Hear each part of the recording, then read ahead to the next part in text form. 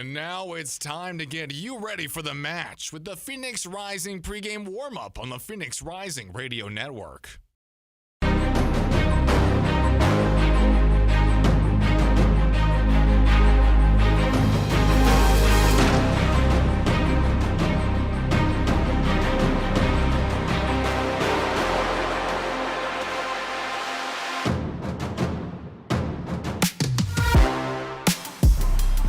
A trip north for Phoenix Rising for the first time in 2025 in the Western Conference. The last two champions of the USL Championship meeting tonight here on Rising Radio. Two teams that have gotten off to stop and start beginnings to their 2025 campaigns. Face off looking for some new stuff as we get into the busy portion of the USL Championship season on Rising Radio. This is the Rising Radio pregame warm-up show. Ryan Sikora, Ronan Haycoop here. Phoenix up in Colorado, up in the mountains to take on a very talented Colorado Springs side, and it's a busy week coming for Phoenix, but both of these teams really, Ro. Yeah, both of these teams, the last two champions of the USL Championship are off to not great starts here in 2025, but both teams certainly have the pieces, whether it be injuries on the Rising side or just overall, new vibes in Colorado with a lot of pieces missing from that championship run. Ronaldo Damas, Speedy Williams, et cetera. So a lot to figure out for both of these teams, but I think across the championship, the general consensus for both of these teams is they have the ability to figure it out sitting at the bottom two places of the Western Conference, but time will tell. Yeah, you would not have expected Phoenix Rising and Colorado Springs Switchbacks to be 11th and 12th respectively in the West to start the game. Just 7 games in for both of these teams. Identical 1-3-3 records. James Chambers, Colorado got off to a slow start last year. Remember, this was a team that won the title, but at the beginning of 2024, James Chambers, his first year in charge, they started 0-5-1. They did not win one of their first 6 games under a new manager, finished the year 15-7-6 to charge the title. It was right around this time where Colorado Springs kind of got things going. For Phoenix, it was a slow start last year, but this month of May represented their best portion of the 2024 season. A win against North Carolina FC that propelled them into the round of 16 in the U.S. Open Cup. They got a chance to travel and play Seattle Sounders. They strung together some solid results.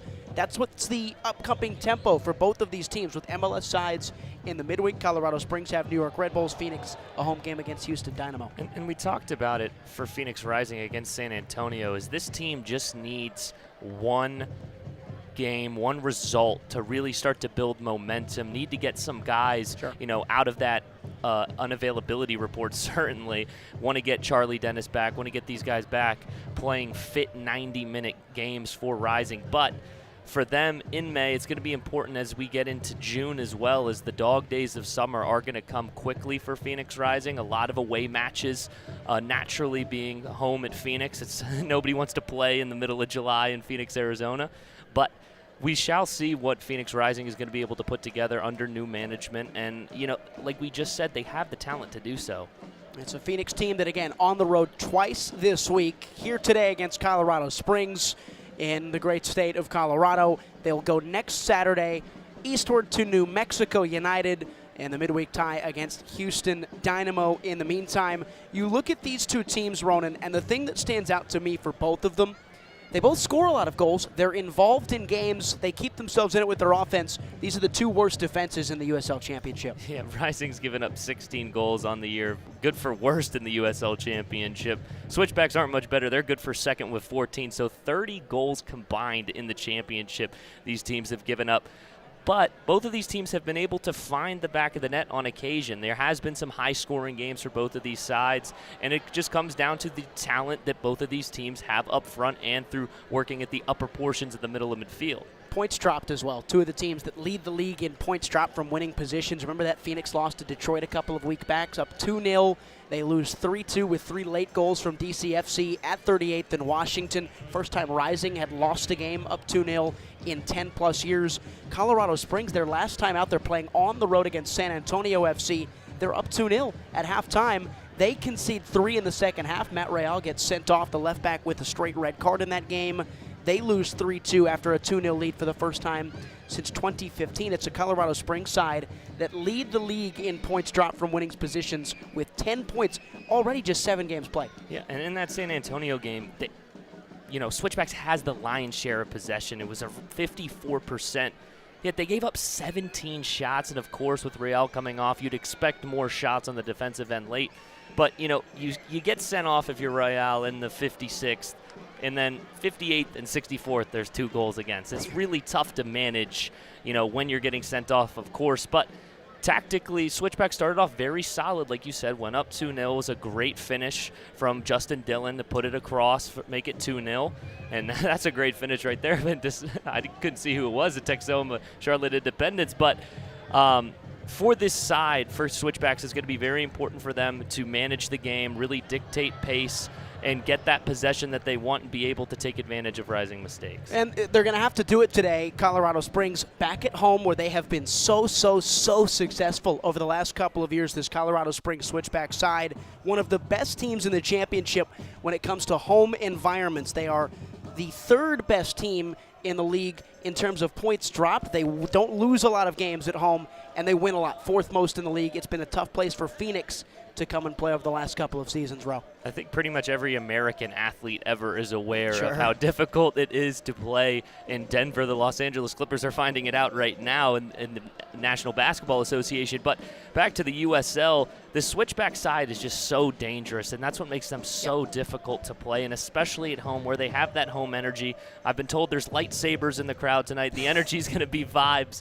up in the Mile High City, and they're going to be really difficult to manage, especially with a lot of fresh faces in that back line for Phoenix Rising. Always an opportunity to take points if you're Colorado Springs at home. They have to both start building there, though. Again, 2 bottom-place teams in the Western Conference looking for some early momentum here as we begin the month of May in the USL Championship. This is the Rising Radio pregame warm-up show. We'll come back. We'll have lineups for both of these teams and a little bit more analysis here on Rising Radio.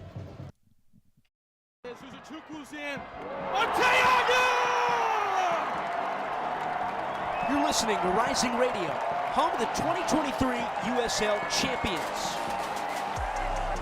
Bliss and a burst of red smoke. Phoenix Rising, our home. Welcome to 38th and Washington. Stick around for more as our broadcast continues.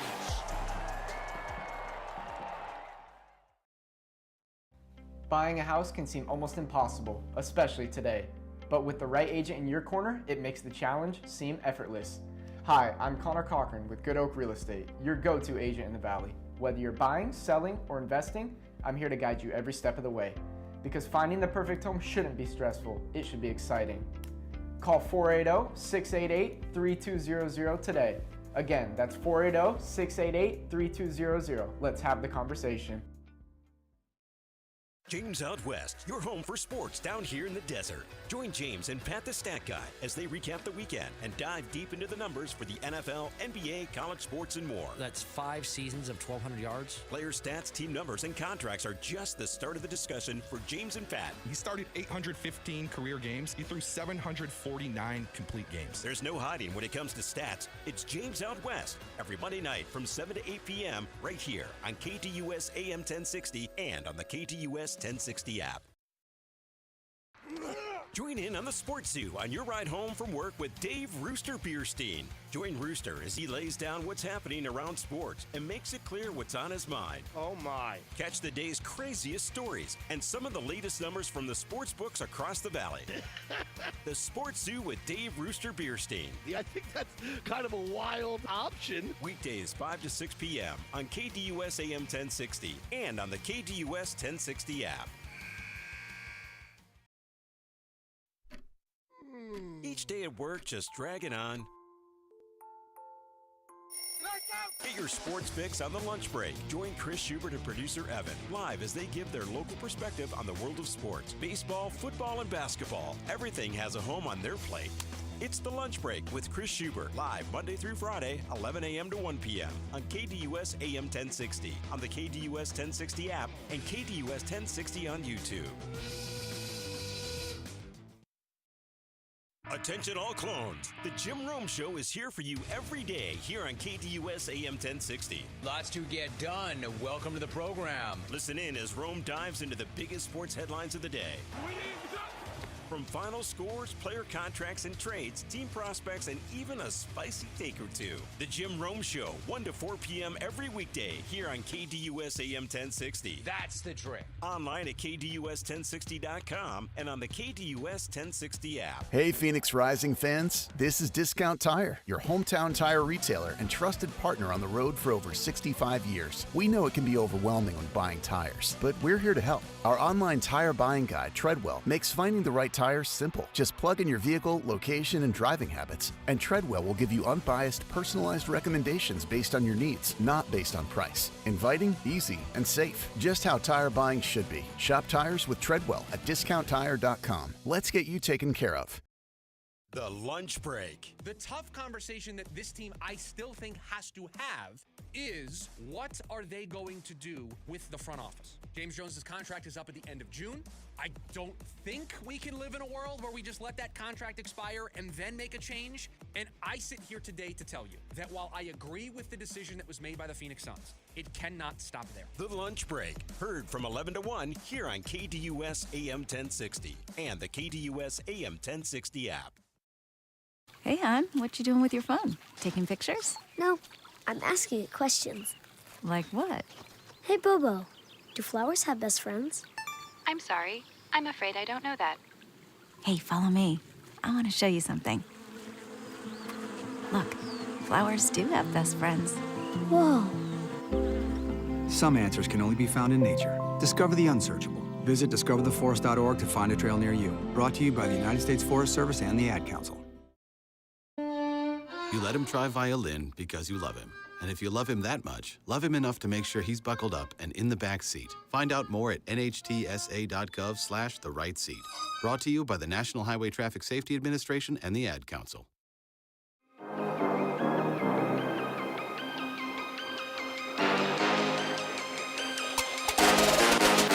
It's important because it's a long season, like to manage those players as well and give other players opportunity because they also need those games moment. And we know that we have this very important game here coming up Saturday, which is Colorado, which is only our focus. And then Sunday is when you start to prepare for the game against Houston. And then Thursday is when you prepare again to go against New Mexico. And then you know that you have to do that. Yes, we did not rotate much against after we played Tulsa because there was a momentum, so you wanted the momentum to go. I think this one is it's a good one to rotate because the game Saturday is going to be very tough mentally, physically, so will the game on Wednesday. That was Pamadou Ka, the head coach of your Phoenix Rising team, talking about the week ahead for Phoenix. 3 big games across 8 days that start here tonight. Saturday, May 3rd in Colorado Springs against the Switchbacks. We see his lineup here, the team that is 12th in the Western Conference if you're following along on our visual feeds. It is Patrick Rakowski keeping his place in goal. Colin Smith, the right back, a double center back pairing of Carl Saint, who plays there yet again after a solid showing last time out against San Antonio. He's next to new man Asel Asenge, the 22-year-old from Cameroon, who arrived on loan from LA Galaxy just this week on his birthday nonetheless, Wednesday. The left back is the teenager Braxton Montgomery. A midfield 3 of Noble Okello, JP Skierce, and Hope Aveyevu, Margarita Sacco, and Dariush Formella, who start up top. Okello, the only man to now have started every game for Phoenix Rising to start the season. But in a game that you think will have a ton of space, Ronan Haycoop, it's Hope Aveyevu, the number 10 for Phoenix, that's the one to watch. Yeah, especially the way he came out and he played San Antonio, getting involved, getting in those half spaces, making it really difficult. Obviously, now you're starting with Gerald Margarita on the opposite side of him, being able to create those overloads, really make it difficult for that back line to communicate and make sure both of those players are marked, those X factors for Phoenix Rising.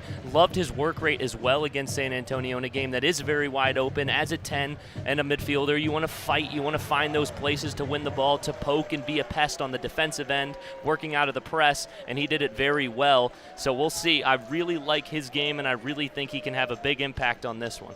And for the opposition, Colorado Springs, same record as Phoenix, 1-3-3, a place better in the Western Conference under their second-year man James Chambers. The defending USL Championship playoff final winners. Abraham Romero keeps his place in goal. It's a back four that's really defensive-minded with Duke Lacroix, Matt Mahoney, Garvin Matusla, and Akeem Ward at the back. It's a really creative midfield, though, with Anthony Fontana, Zach Zandy, and Marco Micheletto, the new signing from New Mexico United. Yosuke Hanya and Herbert Endeley on the wings, all supporting one of the league's surprise stories up top in Justin Dillon, who's got 5 goals in 8 games this year. I mean, what more do you need to say? 5 goals in 7 games has just been fantastic. Scored a goal against his former side, San Antonio, in that matchup just a couple of weeks ago. But what makes Dillon so hard to defend is he's such a big physical presence. 6'3", big guy, very athletic.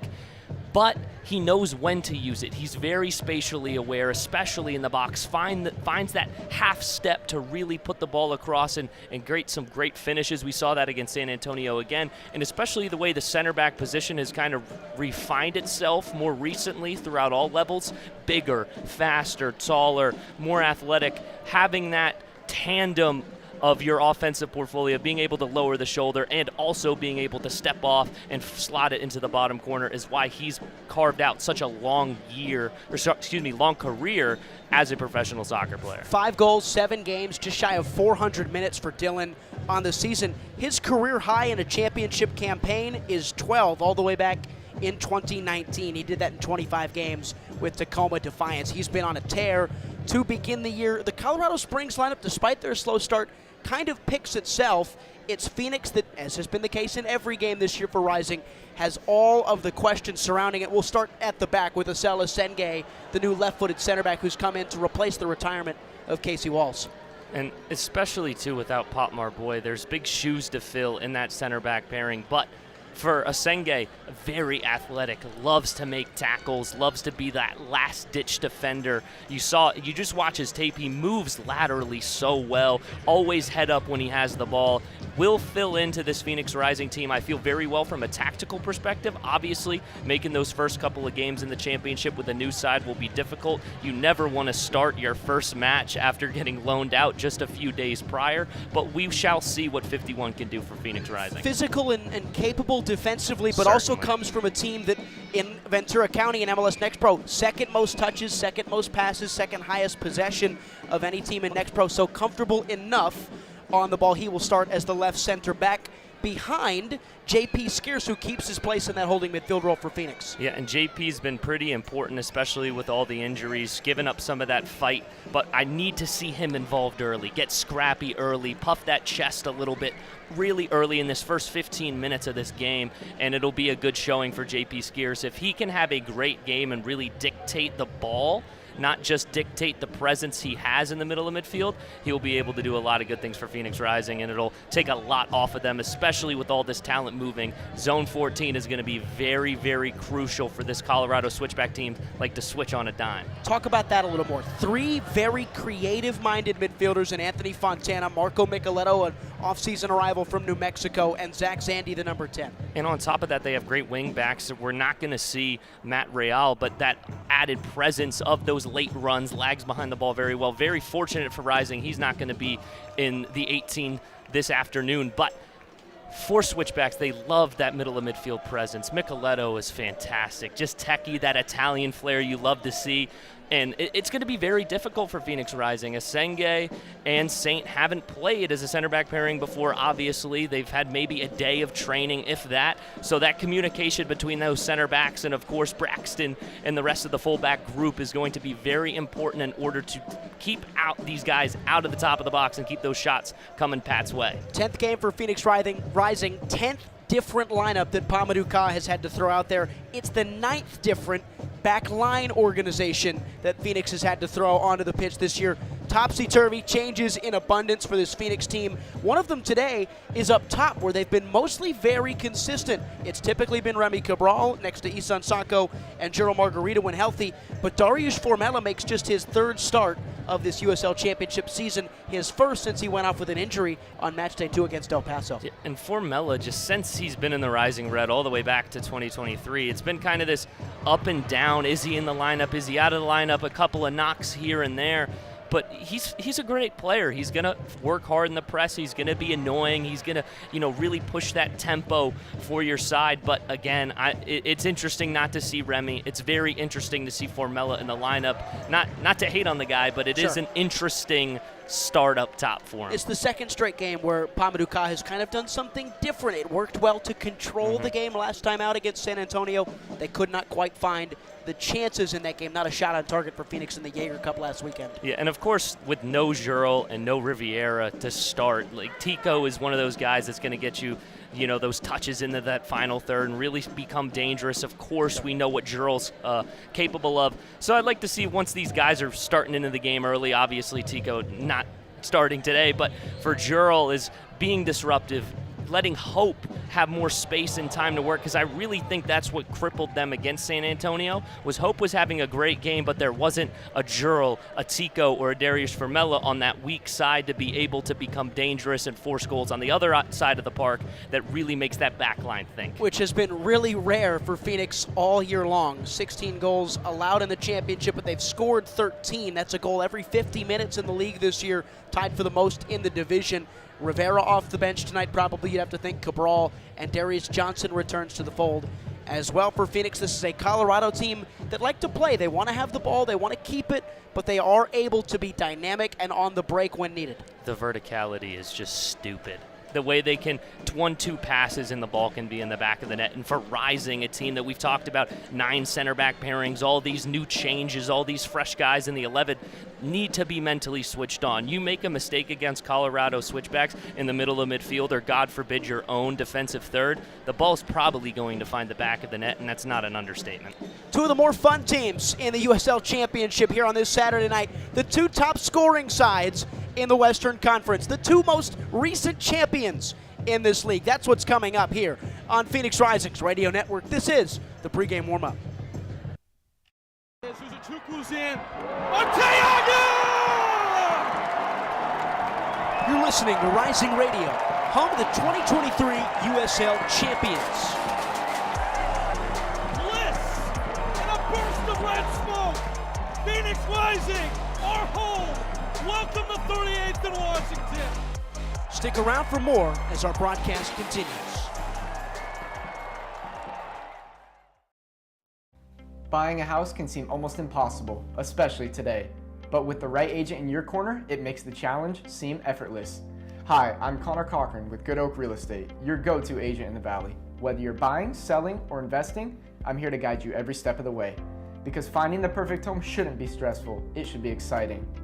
Call 480-688-3200 today. Again, that's 480-688-3200. Let's have the conversation.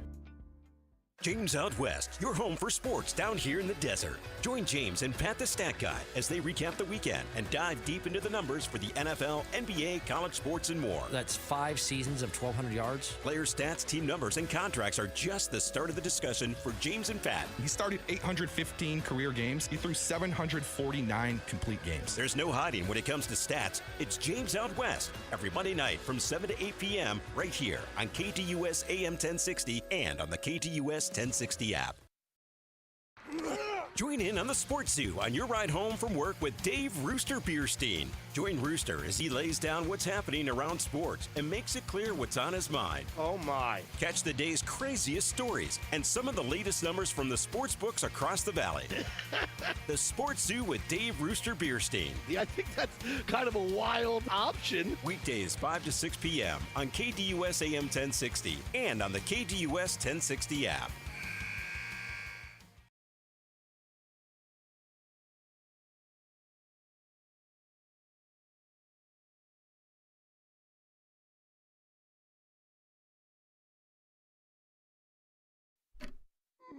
Each day at work just dragging on.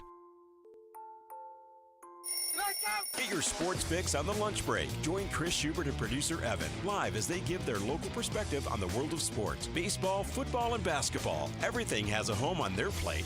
It's The Lunch Break with Chris Schubert, live Monday through Friday, 11 a.m. to 1 p.m. on KTUS AM 1060, on the KTUS 1060 app, and KTUS 1060 on YouTube.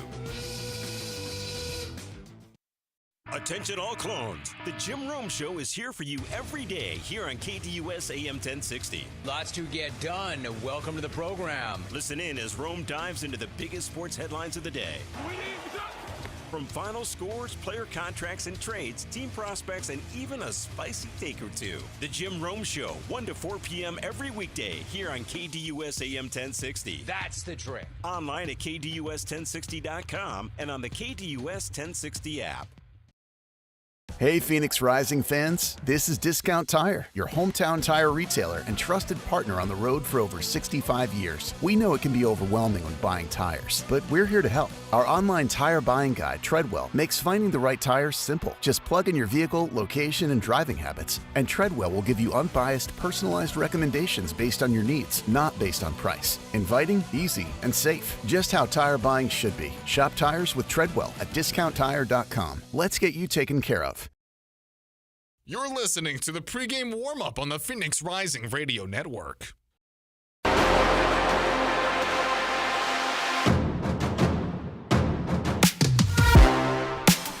Back here as we close into kickoff here on Phoenix Rising's Radio Network. The pregame warm-up rolls on. Keys to the game with Ronan Haycoop. I'm Ryan Sikora. Yeah.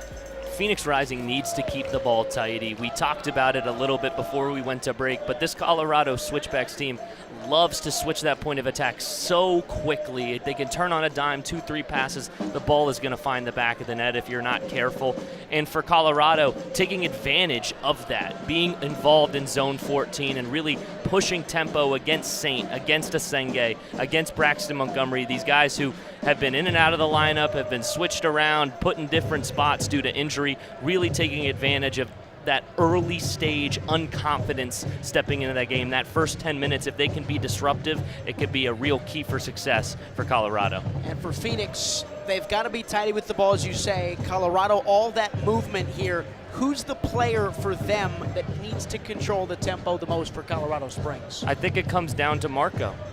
That being able to not only push tempo forward and really drive and disrupt lines and pick out passes, is to know when to stop, when to move laterally and really take advantage of that midfield depth. Obviously, you want to rely on your verticality, but for Colorado, if they can move laterally and move as a shape a little bit more, they'll be able to keep away Jurel, keep away Hope, because at the same time we talk about how dangerous they are up front, Colorado. Phoenix Rising, they're not a bunch of slouches in that front three. We typically in this C block, this last portion of our pregame rundown, we try and find a niche player to touch on for Phoenix. You've gone a different route. You've said, hey, Jurel Margarita's Rising's best player. He has to show up if this team wants to get 3 points on the way to an MLS match day in the midweek. I mean, the talk around the San Antonio result at the midweek was what?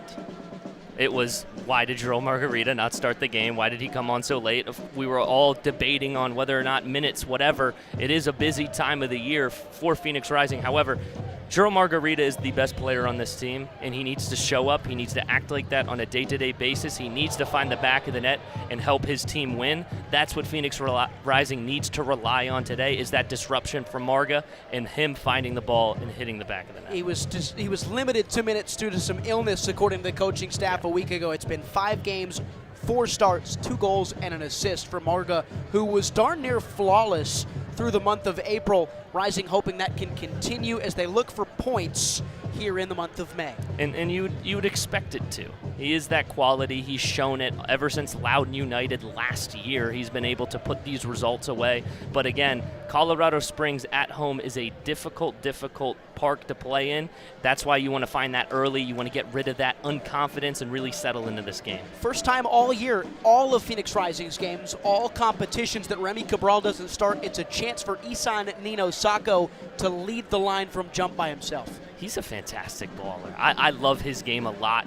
And he's just waiting for that one moment to really come into his own and really, put his stamp on this Phoenix Rising team and be like, hey, I should be a feature in this team. I should be I should be starting games. I should be pushing Remy, right? And iron sharpens iron. These two guys are fantastic, and they're going to put the pieces together. Sacco finds the back of the net, and it could be the momentum he needs to keep putting again and again and again. With how fast and frantic we think this one will be tonight, a first 15 minutes that is surely going to be explosive and important for both these teams really quick.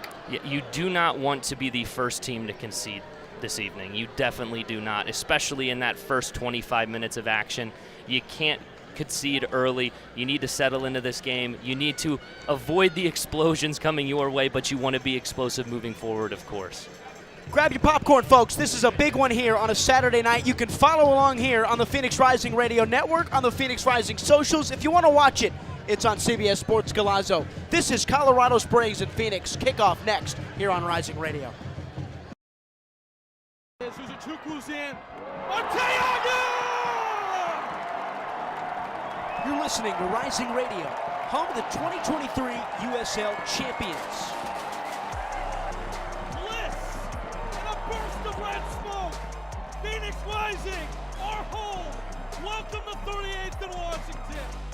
Stick around for more as our broadcast continues. Buying a house can seem almost impossible, especially today. But with the right agent in your corner, it makes the challenge seem effortless. Hi, I'm Connor Cochran with Good Oak Real Estate, your go-to agent in the Valley. Whether you're buying, selling, or investing, I'm here to guide you every step of the way. Because finding the perfect home shouldn't be stressful, it should be exciting. Call 480-688-3200 today. Again, that's 480-688-3200. Let's have the conversation. James Out West, your home for sports down here in the desert. Join James and Pat the Stat Guy as they recap the weekend and dive deep into the numbers for the NFL, NBA, college sports, and more. That's 5 seasons of 1,200 yards. Player stats, team numbers, and contracts are just the start of the discussion for James and Pat. He started 815 career games. He threw 749 complete games. There's no hiding when it comes to stats. It's James Out West every Monday night from 7 to 8 p.m. right here on KTUS AM 1060 and on the KTUS 1060 app. Join in on the Sports Zoo on your ride home from work with Dave Rooster Bierstein. Join Rooster as he lays down what's happening around sports and makes it clear what's on his mind. Oh my. Catch the day's craziest stories and some of the latest numbers from the sports books across the valley. The Sports Zoo with Dave Rooster Bierstein. Yeah, I think that's kind of a wild option. Weekdays 5 to 6 p.m. on KTUS AM 1060 and on the KTUS 1060 app. Each day at work just dragging on. Get your sports fix on the lunch break. Join Chris Schubert and producer Evan live as they give their local perspective on the world of sports. Baseball, football, and basketball. Everything has a home on their plate. It's the Lunch Break with Chris Schubert, live Monday through Friday, 11 a.m. to 1 p.m. on KTUS AM 1060, on the KTUS 1060 app, and KTUS 1060 on YouTube. Attention all clones. The Jim Rome Show is here for you every day here on KTUS AM 1060. Lots to get done. Welcome to the program. Listen in as Rome dives into the biggest sports headlines of the day. From final scores, player contracts and trades, team prospects, and even a spicy take or two. The Jim Rome Show, 1 to 4 p.m. every weekday here on KTUS AM 1060. That's the trick. Online at KTUS1060.com and on the KTUS 1060 app. Hey, Phoenix Rising fans. This is Discount Tire, your hometown tire retailer and trusted partner on the road for over 65 years. We know it can be overwhelming when buying tires, but we're here to help. Our online tire buying guide, Treadwell, makes finding the right tires simple. Just plug in your vehicle, location, and driving habits, and Treadwell will give you unbiased, personalized recommendations based on your needs, not based on price. Inviting, easy, and safe. Just how tire buying should be. Shop tires with Treadwell at discounttire.com. Let's get you taken care of. The Lunch Break. The tough conversation that this team, I still think, has to have is what are they going to do with the front office? James Jones' contract is up at the end of June. I don't think we can live in a world where we just let that contract expire and then make a change. And I sit here today to tell you that while I agree with the decision that was made by the Phoenix Suns, it cannot stop there. The Lunch Break, heard from 11 to 1 here on KTUS AM 1060 and the KTUS AM 1060 app. Hey, hon, what you doing with your phone? Taking pictures? No, I'm asking it questions. Like what? Hey, Bobo, do flowers have best friends? I'm sorry. I'm afraid I don't know that. Hey, follow me. I want to show you something. Look, flowers do have best friends. Whoa. Some answers can only be found in nature. Discover the unsearchable. Visit discovertheforest.org to find a trail near you. Brought to you by the United States Forest Service and the Ad Council. Not completing high school is more of a social thing than it was an academic thing. Even though all these years have passed, I still had that longing to have my diploma. At age 30, Carissa finished her high school diploma. If you're even considering getting your high school diploma, you can do it. No one gets a diploma alone. If you're thinking of finishing your high school diploma, you have help. Find free adult education classes near you at finishyourdiploma.org. That's finishyourdiploma.org. Brought to you by the Dollar General Literacy Foundation and the Ad Council. We're the Goo Goo Dolls. We're fortunate that our daughters have what they need to grow and learn. But that isn't the case for nearly 13 million kids in the U.S. that struggle with hunger. Childhood hunger is a heartbreaking reality that Feeding America is working to change. Each year, the Feeding America network of food banks rescues billions of pounds of good food that would have gone to waste and provides it to families and children in need. You can help kids in need in your community by visiting feedingamerica.org. Brought to you by Feeding America and the Ad Council. I'm just texting him back. I'm just posting a story. I'm just changing the song. I'm just... No.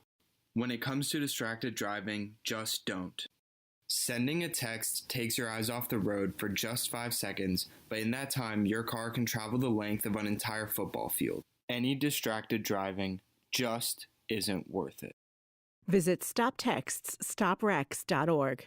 A message brought to you by the National Highway Traffic Safety Administration, Project Yellow Light, and the Ad Council.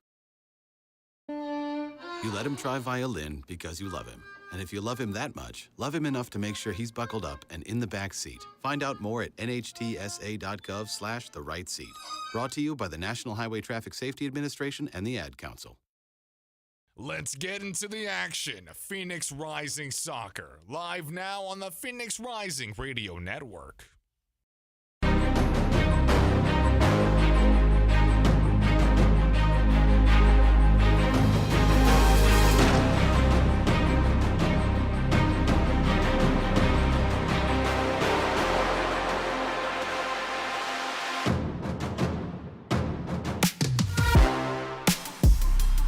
The walkout under the altitude in the lights of Colorado Springs. That's the nature for Phoenix Rising tonight on the road in Colorado to take on the defending USL champions. It's Phoenix Rising and Colorado Springs Switchbacks for match week 8 in the USL Championship tonight on the Phoenix Rising Radio Network. Ryan Sikora, Ronan Haycoop, Casey Smith Engineering tonight. And Ronan, the two most recent winners of this league that we find ourselves calling home.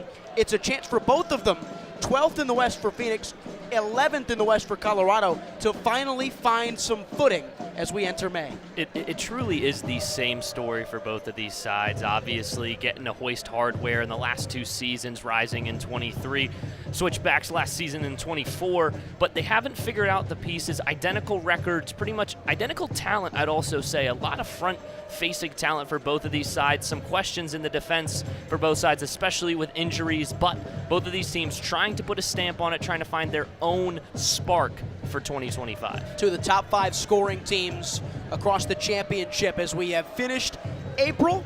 Referee tonight for this one is in yellow. It is Matt Corrigan. It's his 77th USL Championship game. It's his 11th time officiating a Phoenix Rising match. Rest of his crew is Matt Trotter, Jay Norris, Adam Rice is the 4th official. Phoenix in their road black, Colorado Springs in the home white, as Rising will kick off first, and we are underway from Colorado Springs. A ball all the way back to Carl Saint is blocked off by Justin Dillon, and Rising will earn a throw 10 seconds in off the right side with Colin Smith, who starts as the right back once again for Phoenix Rising under Pamadou Ka, off to a 1-3-3 start. Their worst start in club history, but there is reason for both of these sides to feel that they have potential to grow as the ball is lifted over the top by Colorado and chested down by J.P. Skeers. Whipped wide, Dariusz Formella gets his first start since match day 2, the 4-4 draw against El Paso Locomotive. Asenge skips a line, drives it deep. It's a touch for Margarita. A backwards pass is intercepted by Hanya, and now cleaned up again by Duke Lequaro. And just feels very uneasy. Need to get into possession and into clean possession for Phoenix Rising. A little bit of press early from Colorado Switchbacks to be expected. You're going to see them try to turn it on here. Ball over the top, looking for Herbert Endelay, cutting it back, chance to run. Cleaned up by Saint, lost his touch, Endeley again, Saint wins it back. And Formella a touch in his own half, left side, venturing back into the defensive third of it all. One high by Colorado, Marco Micheletto chipping off the post, but it was a foul beforehand. I think Micheletto was the offender. Zach Zandy was in the space as well. Those two, and then their partner in midfield, Anthony Fontana. That three-man midfield for Colorado will be fun to watch for James Chambers' team. And you can feel the hunger from Colorado right now, really trying to push in to this defensive third, make it tough on Saint, make it tough on JP. Need to find their possession, does Rising, and get some quality touches into the opposing half. Asenge off his thigh, roams into space, dropping deep. Hope Avievu's first touch for Phoenix. Wide for Montgomery, and Avievu, second minute, spins away from Zandy, and drops it back for Skeers, who Ronan wants to see have a lot more to the ball. Needs to dictate the ball. I need the ball at JP Skeers' feet consistently for him to get some quality touches, find Hope, find Gerald, pick out those line-breaking balls. That's the evolution of JP Skeers Rising needs to see. Here is one over the top of the right half space, looking for Sacco, cleaned up by Romero. And Colorado will play quickly. Abraham Romero in orange, the goalkeeper from his own 6. Clips one over the top, right foot, one out of the air by Lacroix. Smith for Phoenix, Akello turns for Rising. Heels on the touchline, spinning inward, right side, attacking half. Smith with it, looking backwards. He's double teamed. Spins the ball to the feet of Skeers, and then Avievu will be active today. Hope Avievu, the number 10. Dropping in, center circle, Avievu again. And back for Carl Saint. Senge, Akello, midfield line. Smith, right side. Skips beyond Lacroix, roams into the middle of the park. Avievu inviting pressure. Turns off Endeley. Avievu, yellow boots, bright as the turf he's on. Shifted high into the sky over the top, looking for the run of Montgomery. One out of the air by Colorado. Kept in touch by Formella, and back for Braxton Montgomery, the 18-year-old who makes his 7th appearance in the USL Championship this season. The only game he missed out on was the opener, the 18-year-old Montgomery. Turning forward at Kello, wanted Smith, lost it, and Hanya for Colorado Springs. And into a wide space now, Anthony Fontana. Fontana driving into zone 14, towards the box, laying along for Micheletto, shoved to the ground, shot, blocked away by Avievu. And Phoenix will clear it with Colin Smith, 4th minute, 0-0 still. Margarita turns away. This has been end-to-end to begin. Margarita looking for the run of Sacco. Isan Sacco kept it alive. He was offside, and that will end that passage of play. But Colorado Springs came flying forward, nearly had a chance to score. They're so dangerous. It's just so fun to watch Colorado Springs move the ball on so well. 1-2 passes and getting the replay here. Micheletto, fortunate enough, maybe that one could be a point to the spot from Hope. But regardless, we see it on the other end. We see Ural going fast. We see Sacco, unfortunately, just a step offside, but Formella was wide open on that left-hand side. Could have been dangerous for Rising going the other way. Going to be a back-and-forth one all evening long. Akeem Ward over the top, cleaned up by Patrick Rakowski, who once again retains his place in goal for Phoenix Rising. 5th minute, ball on the ground for Rakowski in a dark green shade. Played wide. Asenge, skipping a line, Margarita, trying to turn away from Lacroix, he can't. And back for Garvin Matusla. Lacroix over the top. This is a run from Micheletto, onside, back heel, Hanya in the box. Yosuke Hanya tucks it away in the corner, and the offside flag comes up late from the far side, ARJ Norris. And Yosuke Hanya's run to the box and finish, thwarted by Marco Micheletto a step too soon. I feel bad for these ARs. They're getting their weekly fitness in. A lot of steps. It's a lot of steps. You ever have to do that? Back in the day, yeah. Up AR's and down, never fun. U15 games? Nah, never. I was a big U13 guy. I never got that, whatever the certification is to do U15, U16. Yeah, I didn't have to do anything crazy. Rakowski with a gnarly back pass towards the end line, kept in touch by Saint, and he has to clear it away. That's a poor mistake from Patrick Rakowski. Colorado Springs could not counter. It's a throw in the attacking third. It's just nerves. It's just so evident in these back and forth contests. We're only 6 minutes in, but both teams have had decent chances. Pat, you just got to focus in. Montgomery, a poor touch, pressured well by Dillon. And it's last touched off Braxton Montgomery. Another mistake from Phoenix. This time yields the first corner kick of the night to Colorado Springs. The touches just aren't good enough. Just aren't good enough quite yet, but you haven't conceded, of course. Need to play with that passion, that pride is, hey, we haven't conceded yet. It's still 0-0. Let's not get too far ahead of ourselves if you're Phoenix Rising. It just goes to show how dangerous the switchbacks are, the type of respect they're getting on these touches, how frantic the balls are being moved around the back line for Phoenix Rising in possession. They know this team could just bite them real quick. Service to the 6, cleared away. It was an outswinging ball, won by Rising, missed by Avievu, kept by Colorado in the attacking third. Low-driven one, flicked along by Endelay, headed away by Akello, only as far as Dillon! Great stop, Rakowski. Second chance for Colorado, pushed around in the box, knives itself at the 6, and is blocked away off the backside of Carl Saint. Still with Colorado in the attacking third. Lacroix taken off of it, and Akello clears for Phoenix. A superb denial at the first post from Patrick Rakowski in the 8th minute.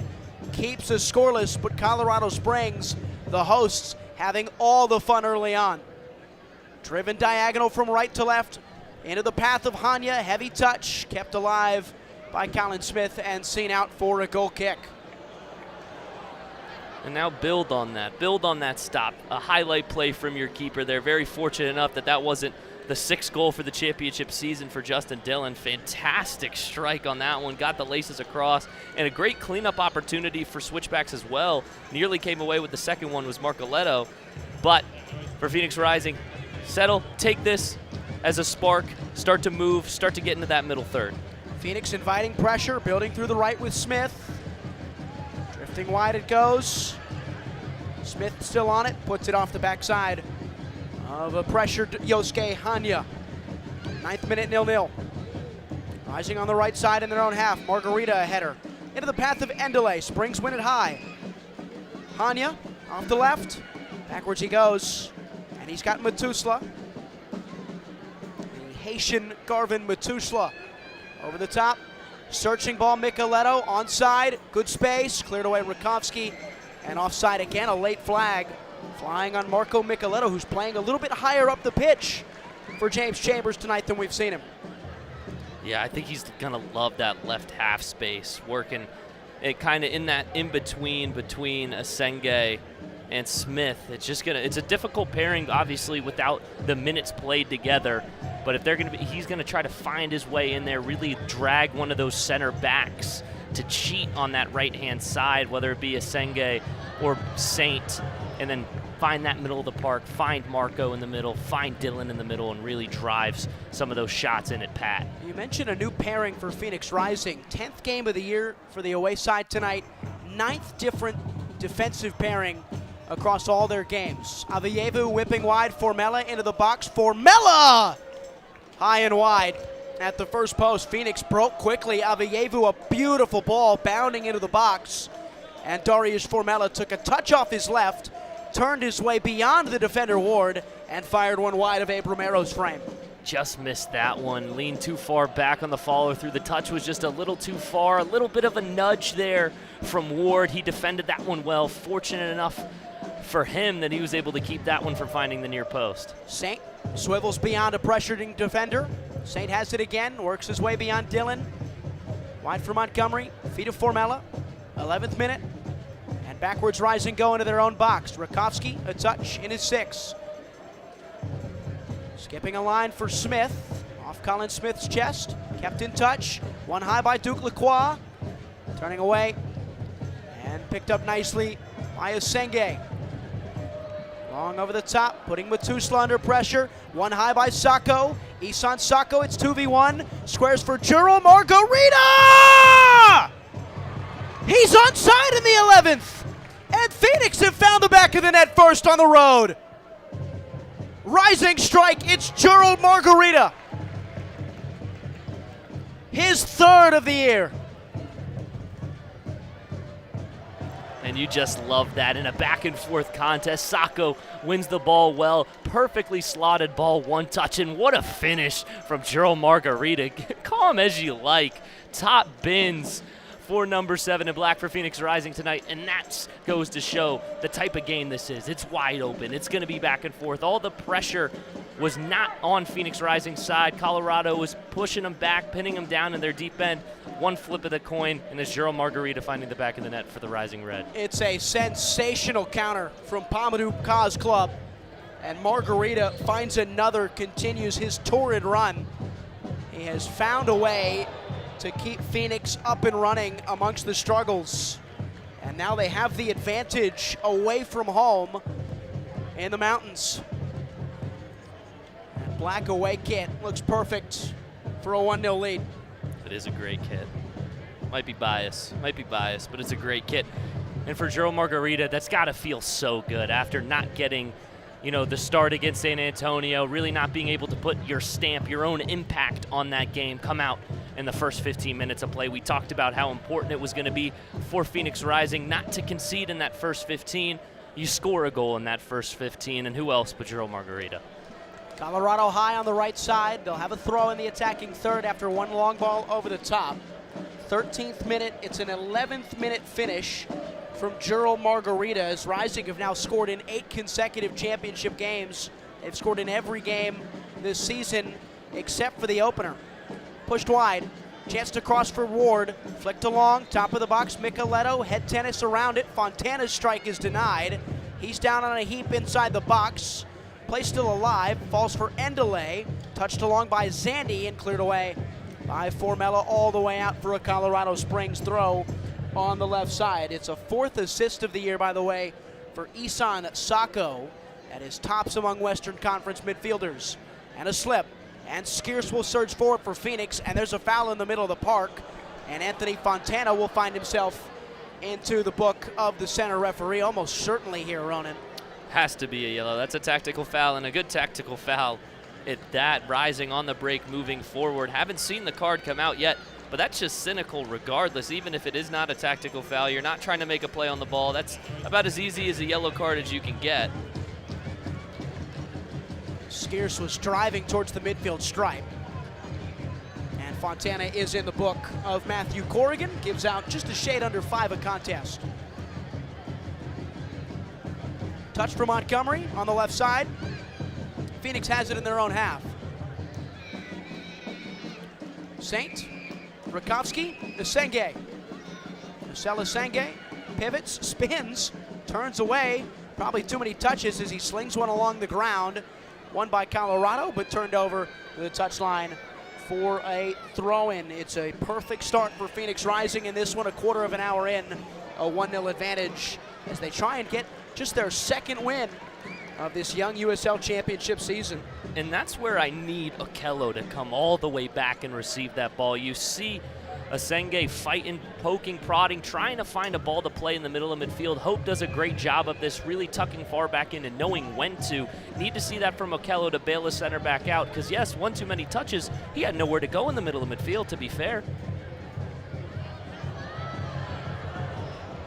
They're on for Phoenix on the right side. They've had 62% of the ball through the opening foray into this game. Colin Smith a throw just outside the attacking third. Looking for Margarita's feet. He has him. Back for Smith.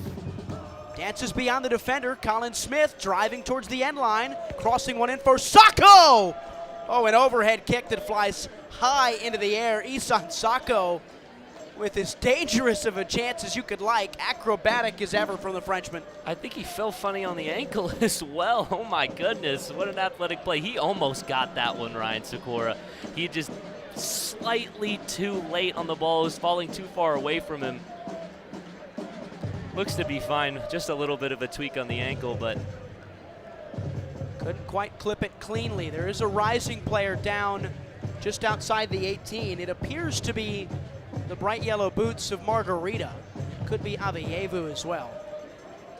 Worth noting we are remote tonight, Studio G. Live from Phoenix, downtown.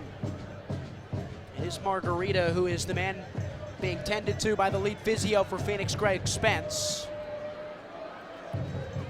look at the goal. We see it on here. You just cannot, Ronan, give Gerald Margarita space. It was a poor mistake out of the back from Matusla. Sacco found the room, made the right pass at the right time, and Marga found the top right corner. And especially, too, in transition like that, as a striker at the professional level or a winger, you're expected to make that finish.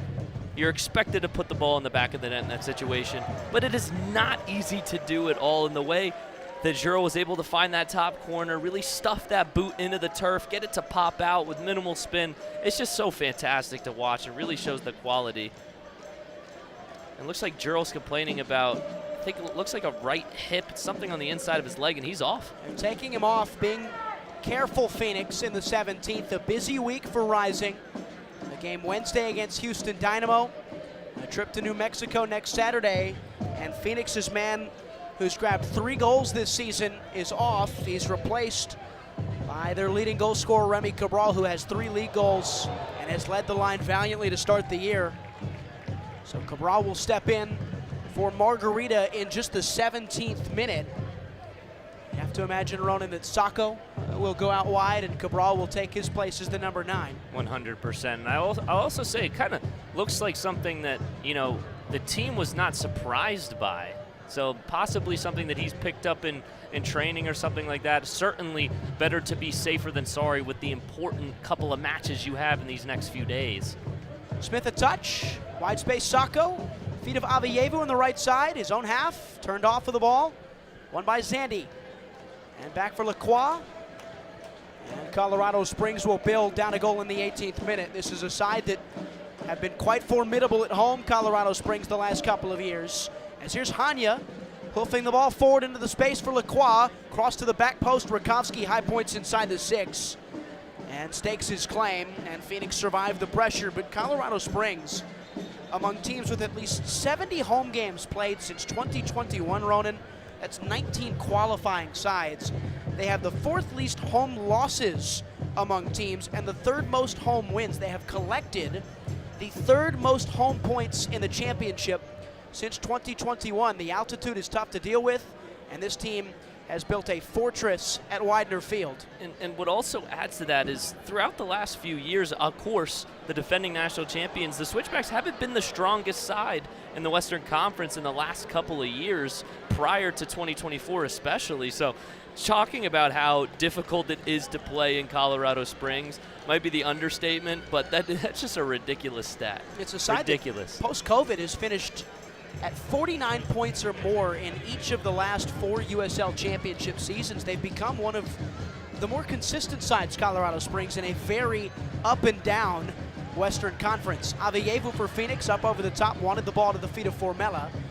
One deep by Colorado Springs, now driving forward with Endeley.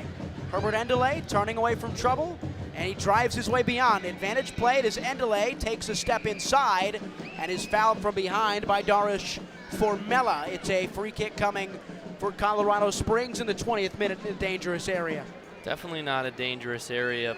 Just lazy from Formella there. You got to trust JP walling up in front of you. Just unfortunate contact from him. It's well done. Formella will step into a 4-man wall for Phoenix. Cabral, Formella, Okello, Saint, and now Isan Sacco will join the bunch. Micheletto will stand over the ball for Colorado Springs. A right-footed service. This is shootable for Marco Micheletto. He will serve one up to the back post for Dillon, headed away by Cabral. Second chance knotted on by Smith, kept by Colorado in the attacking portion. Fontana, now feet, Lacroix driving into the box, defended by Cabral. Duke Lacroix looking, driving backwards. Space for Fontana to strike. It's wide of the first post. A dangerous strike with such venom. It's wide it went. Has the referee called a corner here? There's a fight for the ball. I think there might have been a touch off Remy. Yeah, it looks to be. Just nicks his backside. Maybe not even his cleats here. Dropped ball off from Lacroix. Fontana from maybe 20 yards out. Yeah, I don't. Stung hard, wide. Took a deflection. Says Corrigan, the referee. So it's a corner kick to be swung in by Colorado Springs in the 21st. Gerald Margarita scored for Rising. That's the difference. Fontana running at Avievu. Micheletto crossing to the back post. Over, hit that one. And it's out for a goal kick. Maybe that was the altitude there, just carrying the ball. It went about 30 yards too far and high. It took out one of the fans with the lightsabers we were talking about earlier. But you can see how uncomfortable Colorado is right now at this current point. They're dictating their possession. They're playing very well, but they don't feel comfortable in this final third quite yet. They haven't been able to really put a great sequence together outside of that shot from Dillon. We saw Pat barely bat away, but they need to find themselves in this one. Rising now. Montgomery attacking half, left side, looking for room. Backwards he goes. Skierce, dangerous ball, chested by Akello. Uses his big frame well. The long, lanky legs wins it deep. Smith, wide right for Sacco. Isan Sacco who provided the first, and now Noble Akello into the box. Cabral too heavy a touch, and it'll turn backwards for Akello. He's onside. No, he's not. He started from an offside position. He had ventured too far beyond.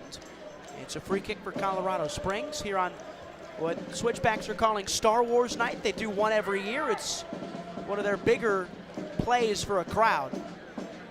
Blue or green lightsaber? I think I'm probably a blue type of guy. I think I'm green. See, why didn't we have red as an option? You know, I was kind of hoping you'd off the cuff say red. I was thinking about it. I didn't. Now that I'm thinking about it, yeah, I might have to go red. Just a villainous fellow, Ronan Haku. Ball to the feet of Formella, turning away from trouble, but not successfully. And they say he fouled. He pushed off of Herbert Endeley, and it's a free kick for Colorado Springs. Formella can't believe it. Good to see he hasn't lost that passion. Polish winger in his second full season with Phoenix, third if you count the half season he spent in 2023, where he became the star of the show in Rising's postseason. Forward comes Colorado, up into the box, clipping one for Hanya, chesting down, firing a strike. Cleared away by Smith at the feet of Isan Nino Sacco. A 1-0 Rising lead. Sacco searching for the overlap of Smith. He finally gets it. Here's the pace of Colin Smith down the right flank. Puts the ball to the feet of Sacco, who is onside at the end line. Sacco crossing hard for Cabral. The flick along was far wide. It will be a goal kick, but Rising countered quickly again, and with such devastation, Remy Cabral nearly had another for Phoenix. Sacco just missed Hope at the PK spot. Actually, I don't know if he had the angle to really get across. It was getting very close to the touchline for him to make contact, but Hope, hands in the face right there, sitting on the penalty spot with nobody home. Remy Cabral almost found a way to put that one in the back of the net, too. This Rising counterattack looks great. Mahoney stepping forward for Colorado Springs. He finds Fontana, the number 10. Push ball wide right. Chance to roam for Endeley. Skips beyond the teenager Montgomery. Here's Herbert Endeley driving into the box, clipping a ball back post. It's over the head of everybody, out for a goal kick. Herbert Endeley making mincemeat of Braxton Montgomery there. The Minnesota-born Herbert Endeley, who arrived in the offseason from FC Dallas.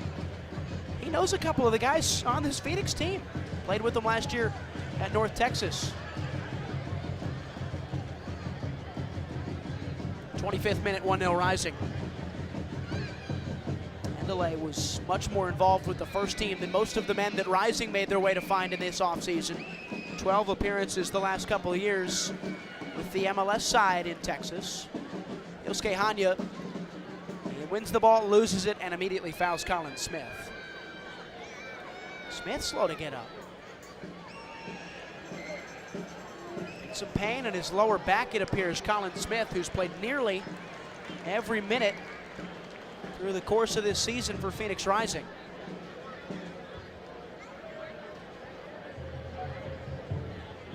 Up he goes. Senge restarts for Phoenix. And back for Rakovsky. Saint. Avievu. Saint again. Dropping deep. Avievu's the deepest man on the pitch. He picks up the ball. He's going to have to do everything tonight for a Phoenix team with the lead now.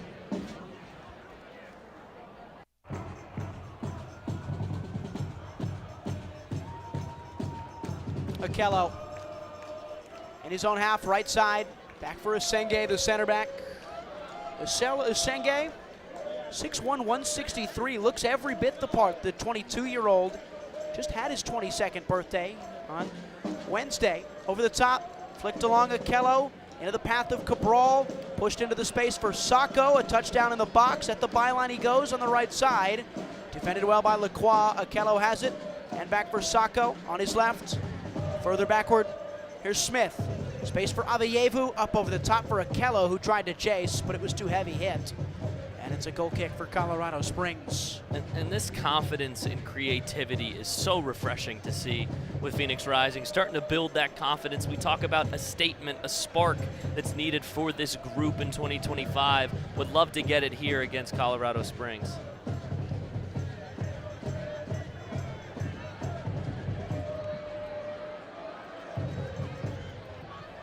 Header won by Matusla and Avievu.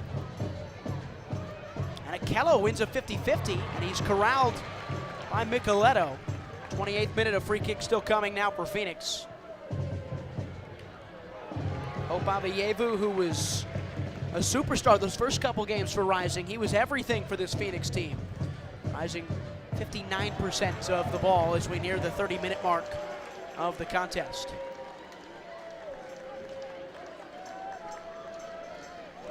Avievu will take the free kick from deep. He tried to play it quickly, and the referee stopped him from playing quick. I think Avievu's glad it was well read, as Avievu tried to play one along the ground for Sacco's run. It was intercepted, but Phoenix will get another stab at it. Cheeky. I love it. He tried it. And they'll go wide and short again. Sacco on the right. Back for Smith. Everybody defending outside the box. Colin Smith looking to invite a defender. Smith makes one miss. Colin Smith's strike is wide. It was well wide of the back post, but that's one of those, when you make that move, you beat your man in that portion of the pitch. You're invited to take that shot no matter who you are. It was a good effort. It was pretty close, but again, just hit it on that instep a little bit too much. Didn't really drag those laces across and found it on the wrong side of the far post, unfortunately for Colin Smith. It was a great move, though, and I like that draw-up play at its base from Phoenix Rising. Normally, I'm not very pro short set pieces, but I do like that, having Colin almost as a second guy to either drive in or be able to play that ball, that cross over the top that you'd expect from the initial pass off the set piece. Center circle for Mahoney. He slips. It's won by Cabral. Sacco's going to get a chance to touch it forward. He's onside. Isan Sacco cutting back onto his left. Sacco searching ball for Cabral. Cleared away well by Lacroix. And Colorado Springs can't quite get beyond yet. Avievu wide for Formella.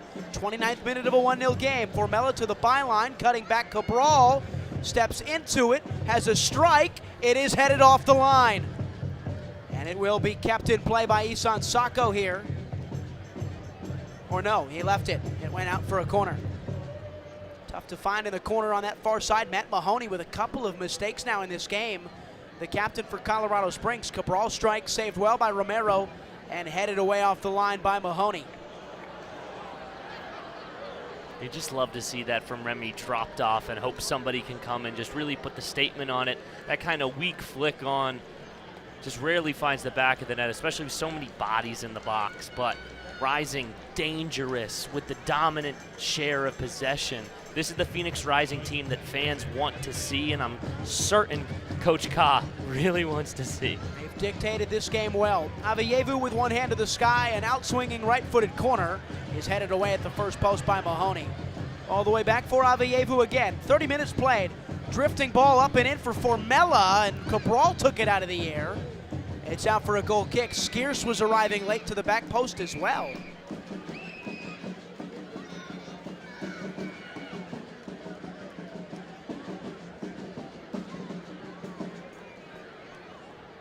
Romero will have his goal kick.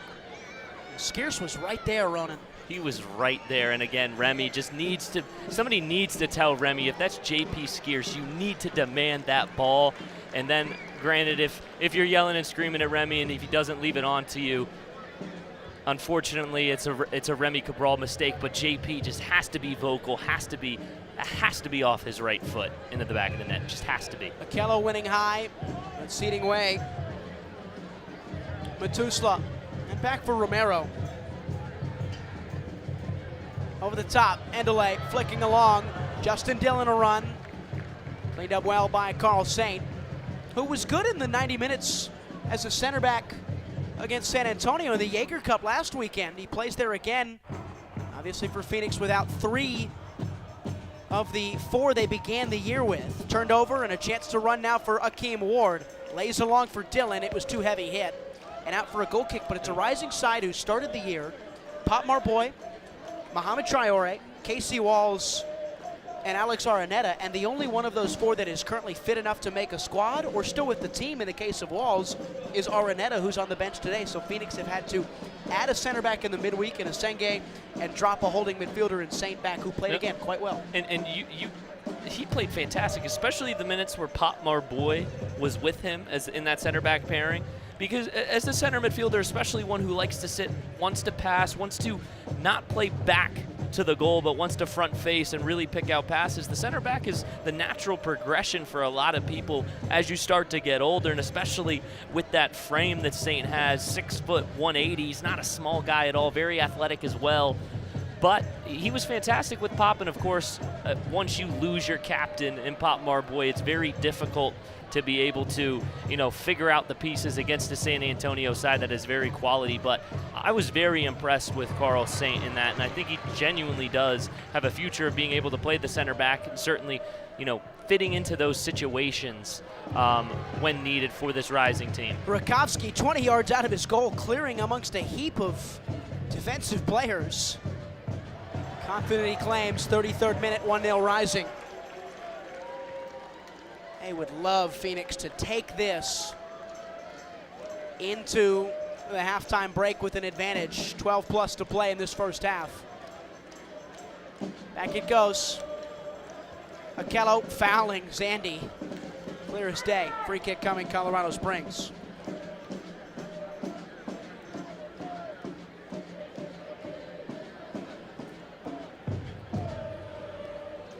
That's a nasty tackle. That doesn't feel good at all. Just copping the knee right to that upper quad. You're going to feel that one tomorrow.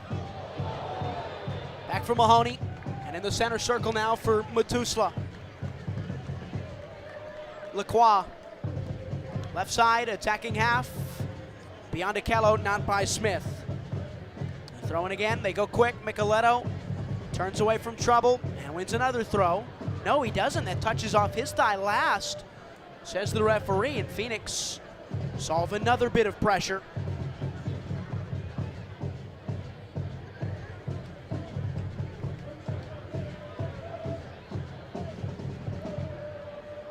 Throw over the top. Akello missed it. Skiers clears it.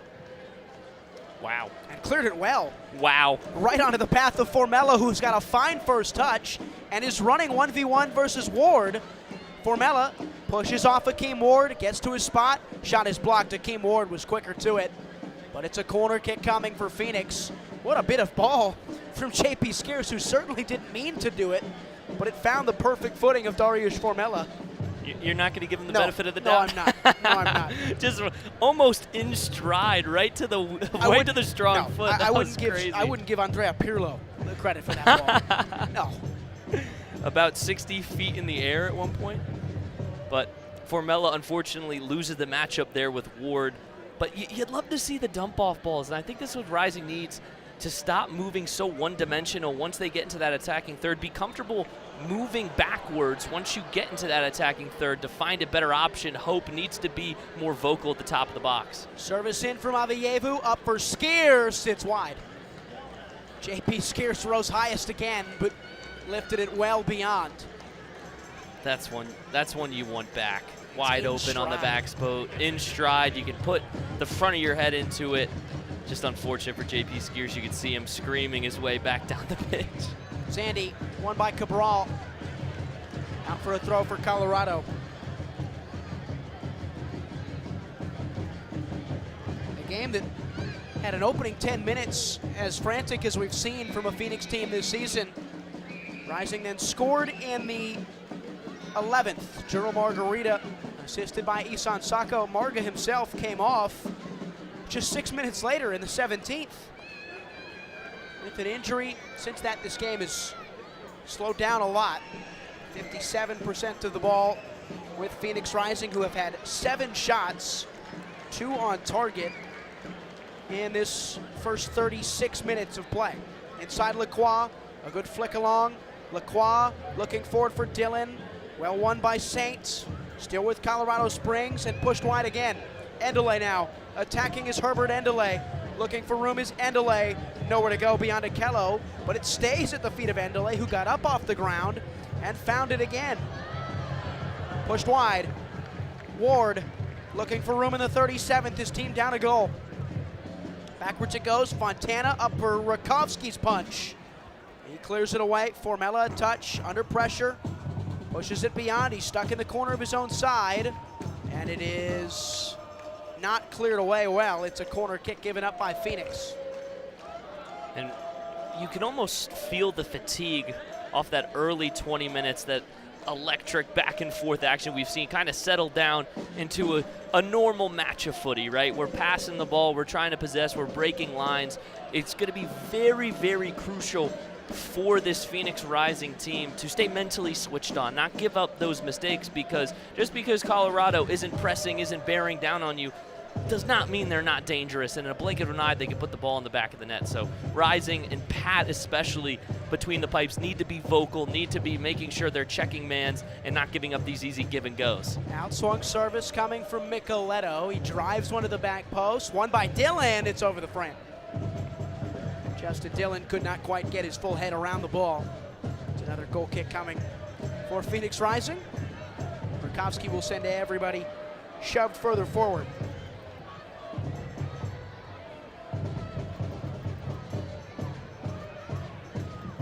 Head tennis, touchdown by Dillon, claimed by Avievu for Phoenix, Mahoney, and Endeley. And he skips beyond Montgomery. Here's Herbert Endeley into the sideline.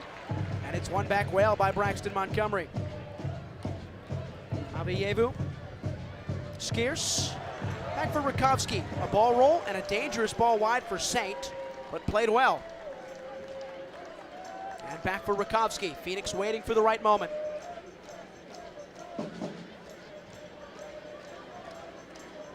Rakowski. Avievu. Beautiful stuff from Phoenix. Skipping a line for Skeers, who's going to drive forward, whip it wide. Overlapping run from Smith doesn't come, but here's Sacco swinging the play from right to left. Too tall for Formella. Couldn't find it out of the sky. And Phoenix's fine move thwarted by a poor bit of decision making from the front line. Matusla.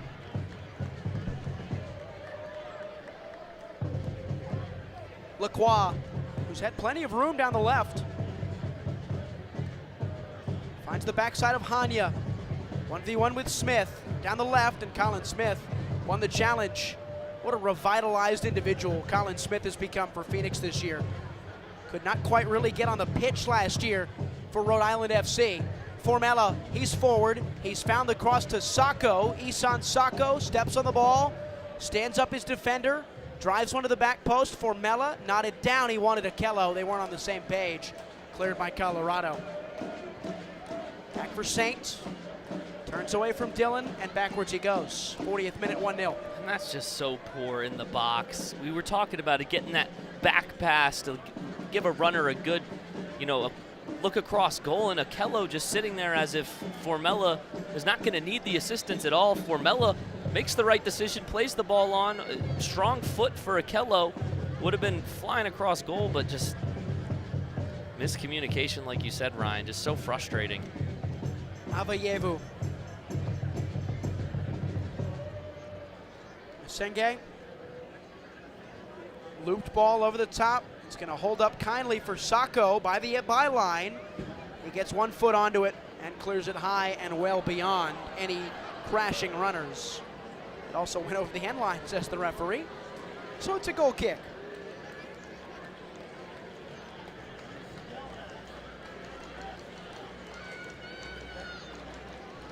Phoenix with 12 final third entries. It's been a fairly even game in that remark. Both teams with fairly similar final third entries and touches in the opposition box, but Rising more shots, more possession, obviously a little more clinical.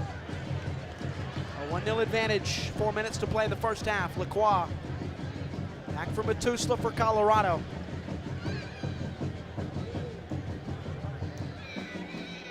Duke Lacroix.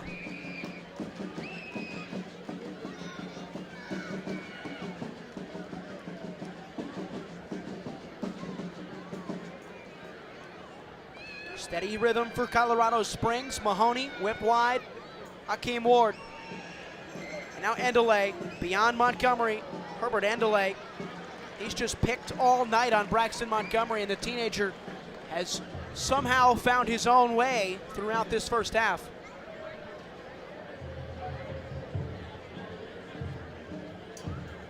Ball in from Zandy, cleared away by Asenge. Still a throw in now for Colorado, right side attacking third, they play quick. Endelay looking to drive at somebody again, drops it off for Ward. Right side, space for Fontana to cross, bounces around the box for Hanya. Pirouette's out of trouble, Yosuke Hanya's shot is blocked.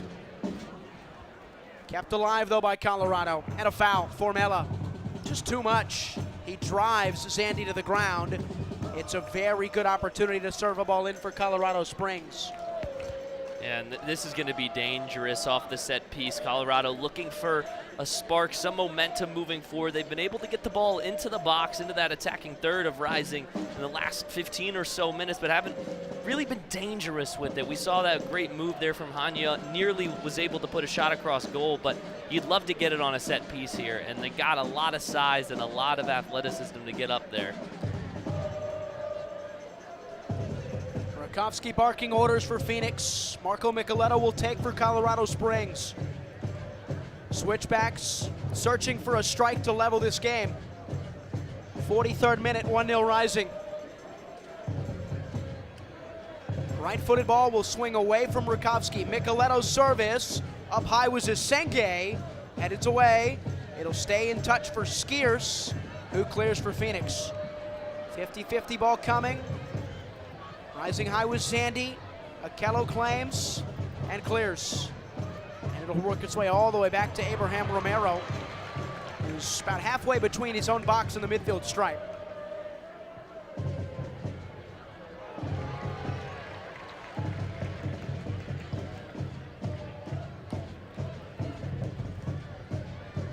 Matusla. Mahoney, center circle. Fontana. Wide, Ward. Hakeem Ward drifting a ball in for Dillon, headed away by Rising. Second ball, Colorado. Zach Zandy searching space, sifting through it, pushing wide.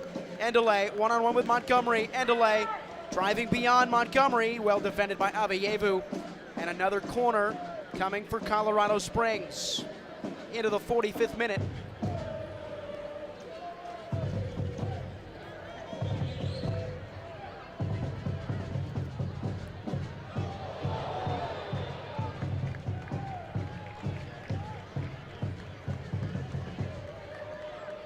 Taking a long time to bring this corner in. Hope Aveyevu is having a conversation with Matt Corrigan, the referee. I think he's gone in the book of the referee. He's still arguing his case. He's arguing with the AR, which is no longer tolerated in professional soccer. Micheletto, a left-footed ball. He's right-footed. He plays it short.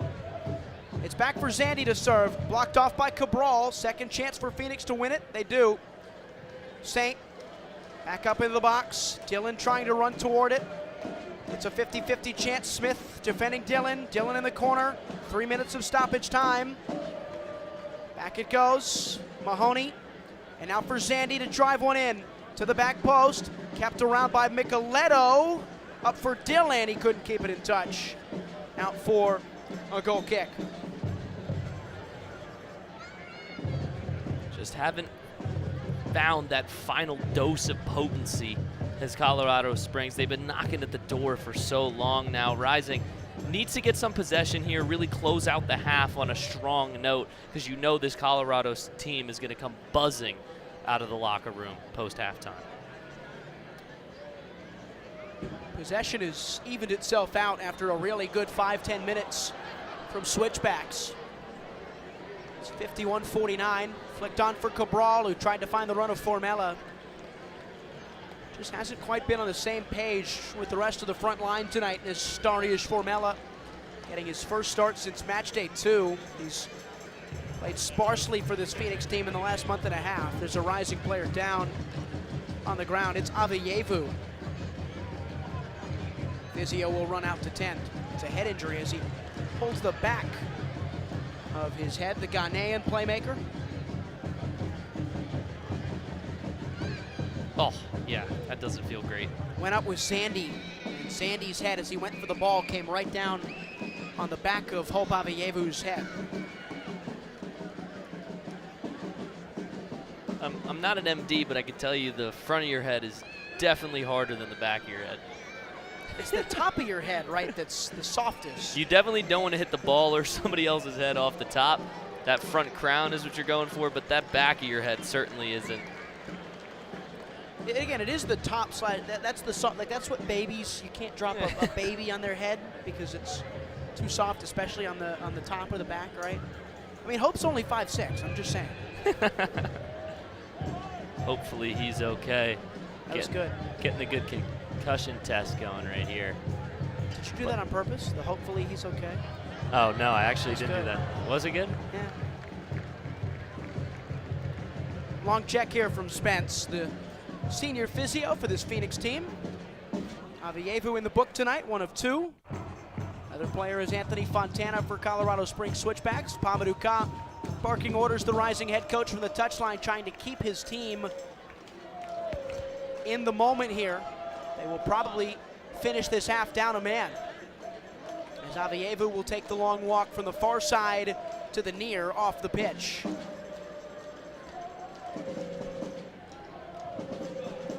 Restart will belong to Colorado Springs, who had possession.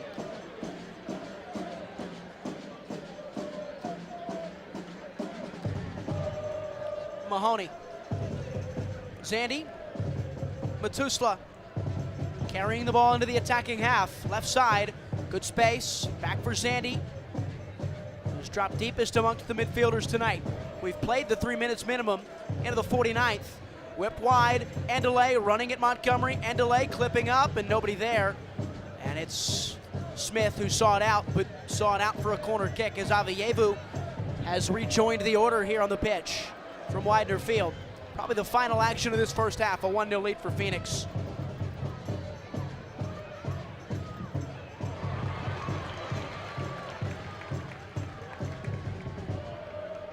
Will be taken by Micheletto with his preferred right foot this time.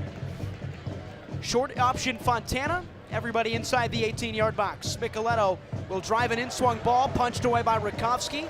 It'll fall kindly for Zandy, who will turn away, defended by Smith. Last action for Phoenix to defend.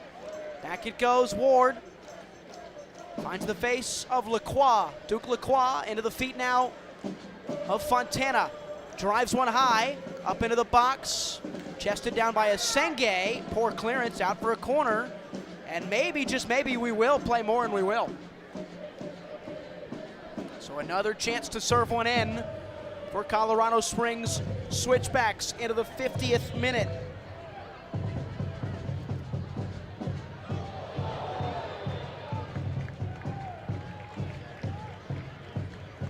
Fontana, Micheletto stand over it.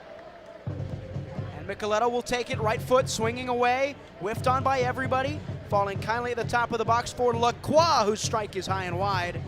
And there's 2 whistles to take us to a halftime that sees Phoenix on the front foot, 1-0 in front, Ronan Haku. You can't complain with that 45 minutes. A goal early from Gerald Margarita, unfortunately, almost immediately checks out of the game with that right lower body groin injury. We're not quite sure, but for Phoenix Rising, that first 15 minutes coming out of the half are going to be so crucial. And on top of that, 1 goal is certainly not enough.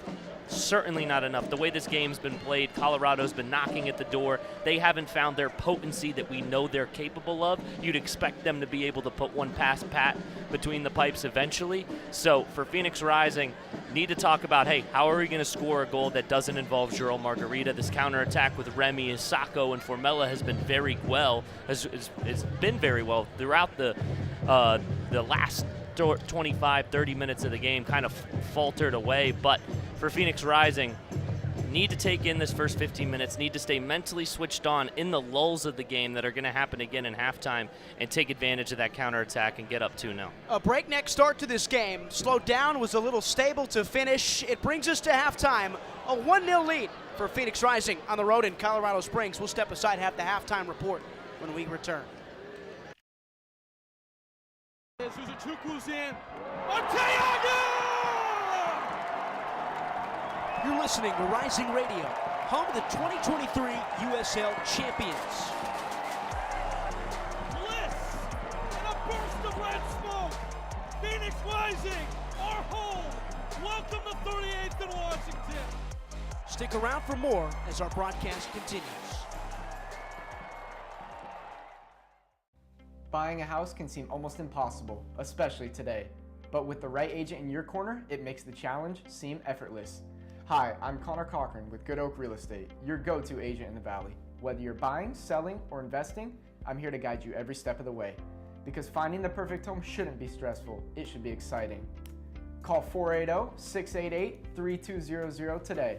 Again, that's 480-688-3200. Let's have the conversation. James Out West, your home for sports down here in the desert. Join James and Pat the Stat Guy as they recap the weekend and dive deep into the numbers for the NFL, NBA, college sports, and more. That's 5 seasons of 1,200 yards. Player stats, team numbers, and contracts are just the start of the discussion for James and Pat. He started 815 career games. He threw 749 complete games. There's no hiding when it comes to stats. It's James Out West every Monday night from 7 to 8 p.m. right here on KTUS AM 1060 and on the KTUS 1060 app. Join in on the Sports Zoo on your ride home from work with Dave Rooster Bierstein. Join Rooster as he lays down what's happening around sports and makes it clear what's on his mind. Oh my. Catch the day's craziest stories and some of the latest numbers from the sports books across the valley. The Sports Zoo with Dave Rooster Bierstein. Yeah, I think that's kind of a wild option. Weekdays 5 to 6 p.m. on KTUS AM 1060 and on the KTUS 1060 app. Attention all clones, the Jim Rome Show is here for you every day here on KTUS AM 1060. Lots to get done. Welcome to the program. Listen in as Rome dives into the biggest sports headlines of the day. From final scores, player contracts and trades, team prospects, and even a spicy take or two. The Jim Rome Show, 1 to 4 p.m. every weekday here on KTUS AM 1060. That's the trick. Online at KTUS1060.com and on the KTUS 1060 app. Hey Phoenix Rising fans, this is Discount Tire, your hometown tire retailer and trusted partner on the road for over 65 years. We know it can be overwhelming when buying tires, but we're here to help. Our online tire buying guide, Treadwell, makes finding the right tires simple. Just plug in your vehicle, location, and driving habits, and Treadwell will give you unbiased, personalized recommendations based on your needs, not based on price. Inviting, easy, and safe. Just how tire buying should be. Shop tires with Treadwell at discounttire.com. Let's get you taken care of. The lunch break. The tough conversation that this team, I still think, has to have is what are they going to do with the front office? James Jones' contract is up at the end of June. I don't think we can live in a world where we just let that contract expire and then make a change. And I sit here today to tell you that while I agree with the decision that was made by the Phoenix Suns, it cannot stop there. The lunch break, heard from 11 to 1 here on KTUS AM 1060 and the KTUS AM 1060 app. Now we go back to the field to break down the first half action with the Rising Radio halftime report on the Phoenix Rising Radio Network.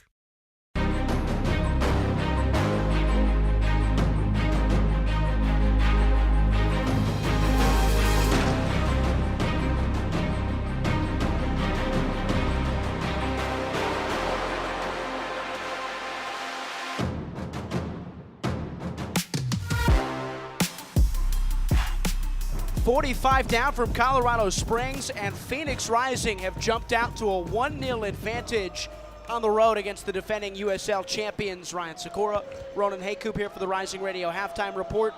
How's your mettle from here if you're Phoenix? You've not kept a clean sheet all year. You've got a 1-0 advantage on the road against one of the 5 highest scoring teams in the championship. of course you want to keep the clean sheet. Of course.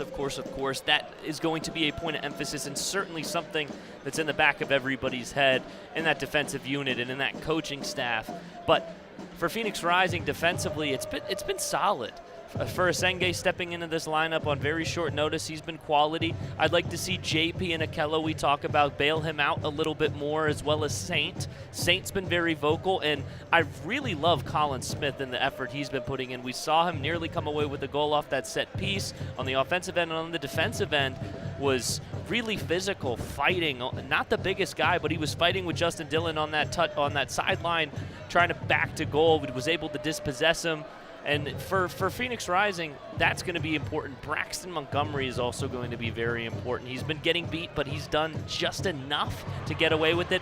Definitely going to be a point of emphasis for Saint to be, hey, this guy's getting beat. I'm going to have to cheat this side, JP. Let's tuck in a little bit harder. Have you seen Phoenix protect Asenge? And that would make sense. He arrived, again, just on this week to train. He was officially signed on Thursday, but have you seen Phoenix kind of keep him in a cage a little bit? I don't know if it's him being put in a cage necessarily by Phoenix Rising, and more of just his natural way he likes to play. He likes to be like Pop, right? Sure. He wants to be that gut-wrenching tackle. He wants to be able to be that physical presence on the back line. He wants to see Saint get beat and be able to clean it up. Of course, he doesn't want to see Saint get beat and not be able to clean it up, but you get the picture.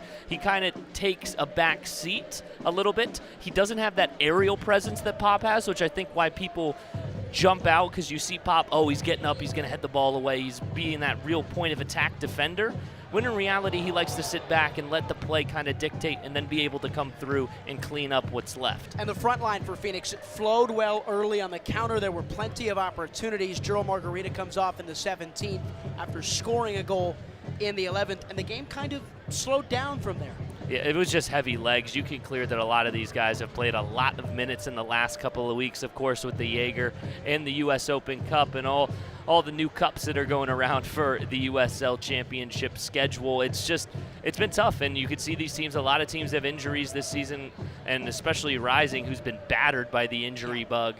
It's just tough, and you see that, but I love that Rising were able to switch from a game that is very dynamic and very north-south to a game that's going to be very east-west and lateral and move very slow and compact. Both these teams will host MLS sides in the midweek. Colorado Springs have a Tuesday date with New York Red Bulls in the round of 32 in the U.S. Open Cup. Phoenix a day later at home against Houston Dynamo, a return for Juan Guerra to Phoenix. That will be a dollar beer night at 38th and Washington. You should make it out to that one. That'll be a big game for this club to try and push into the round of 16 for the second consecutive year, but they've got 45 minutes to go in this one. The Rising Radio halftime report will come back after a quick message from our sponsors. We'll give you stats and scores from around the league. Suzuchukwu's in. Arteaga! You're listening to Rising Radio, home of the 2023 USL champions. Red smoke! Phoenix Rising, our home! Welcome to 38th and Washington! Stick around for more as our broadcast continues.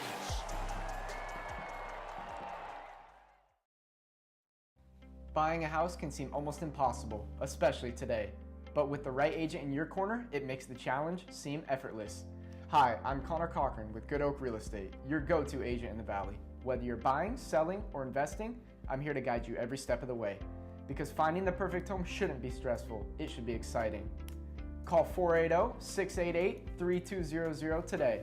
Again, that's 480-688-3200. Let's have the conversation. James Out West, your home for sports down here in the desert. Join James and Pat the Stat Guy as they recap the weekend and dive deep into the numbers for the NFL, NBA, college sports, and more. That's 5 seasons of 1,200 yards. Player stats, team numbers, and contracts are just the start of the discussion for James and Pat. He started 815 career games. He threw 749 complete games. There's no hiding when it comes to stats. It's James Out West every Monday night from 7 to 8 p.m. right here on KTUS AM 1060 and on the KTUS 1060 app. Join in on the Sports Zoo on your ride home from work with Dave Rooster Bierstein. Join Rooster as he lays down what's happening around sports and makes it clear what's on his mind. Oh my. Catch the day's craziest stories and some of the latest numbers from the sports books across the valley. The Sports Zoo with Dave Rooster Bierstein. Yeah, I think that's kind of a wild option. Weekdays 5 to 6 p.m. on KDUS AM 1060 and on the KDUS 1060 app. Each day at work just dragging on. Get your sports fix on the lunch break. Join Chris Schubert and producer Evan live as they give their local perspective on the world of sports. Baseball, football, and basketball. Everything has a home on their plate. It's The Lunch Break with Chris Schubert, live Monday through Friday, 11 a.m. to 1 p.m. on KDUS AM 1060, on the KDUS 1060 app, and KDUS 1060 on YouTube. You're listening to the Rising Radio Halftime Report on the Phoenix Rising Radio Network.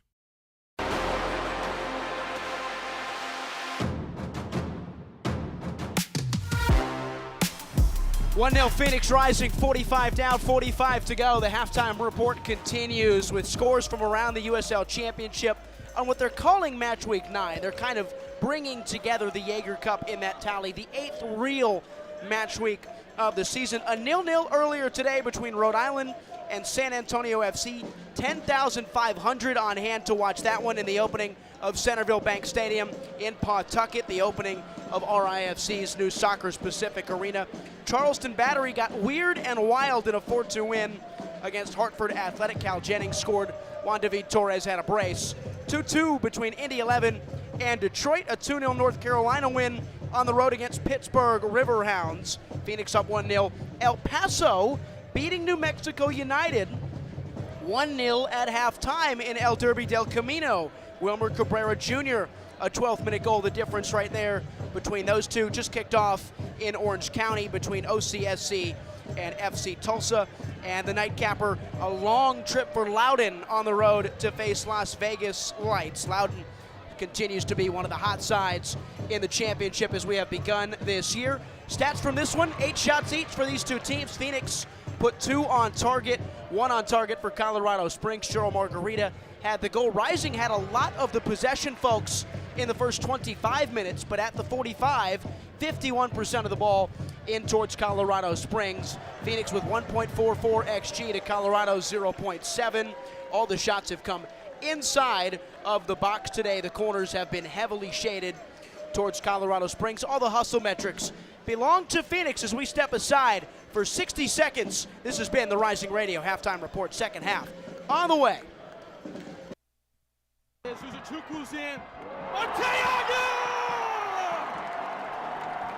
You're listening to Rising Radio, home of the 2023 USL Champions. Bliss and a burst of red smoke. Phoenix Rising, our home. Welcome to 38th and Washington. Stick around for more as our broadcast continues. Buying a house can seem almost impossible, especially today. But with the right agent in your corner, it makes the challenge seem effortless. Hi, I'm Connor Cochran with Good Oak Real Estate, your go-to agent in the Valley. Whether you're buying, selling, or investing, I'm here to guide you every step of the way. Because finding the perfect home shouldn't be stressful, it should be exciting. Call 480-688-3200 today. Again, that's 480-688-3200. Let's have the conversation. Let's get into the action. Phoenix Rising Soccer, live now on the Phoenix Rising Radio Network.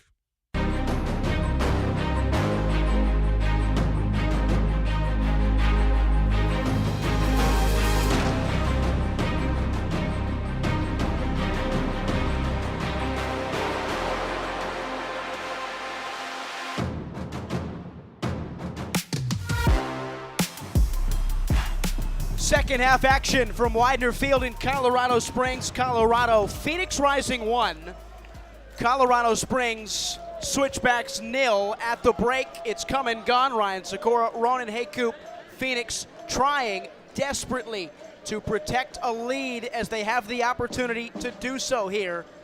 It's a moment for Rising to grab 3 points and jump back above the playoff line. as we've entered May in the 2025 season.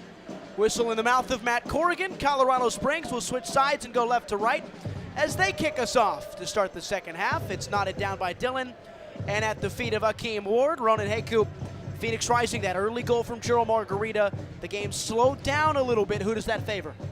I think it favors Phoenix Rising, to be honest. A team that's certainly more comfortable in possession in the middle of midfield at times, obviously without some of those key contributors like Charlie Dennis. But I think if Rising, we saw late in the second half, they were able to absorb pressure well and still fend for themselves and not allow too many quality chances, in the XG metrics you talked about at halftime show that.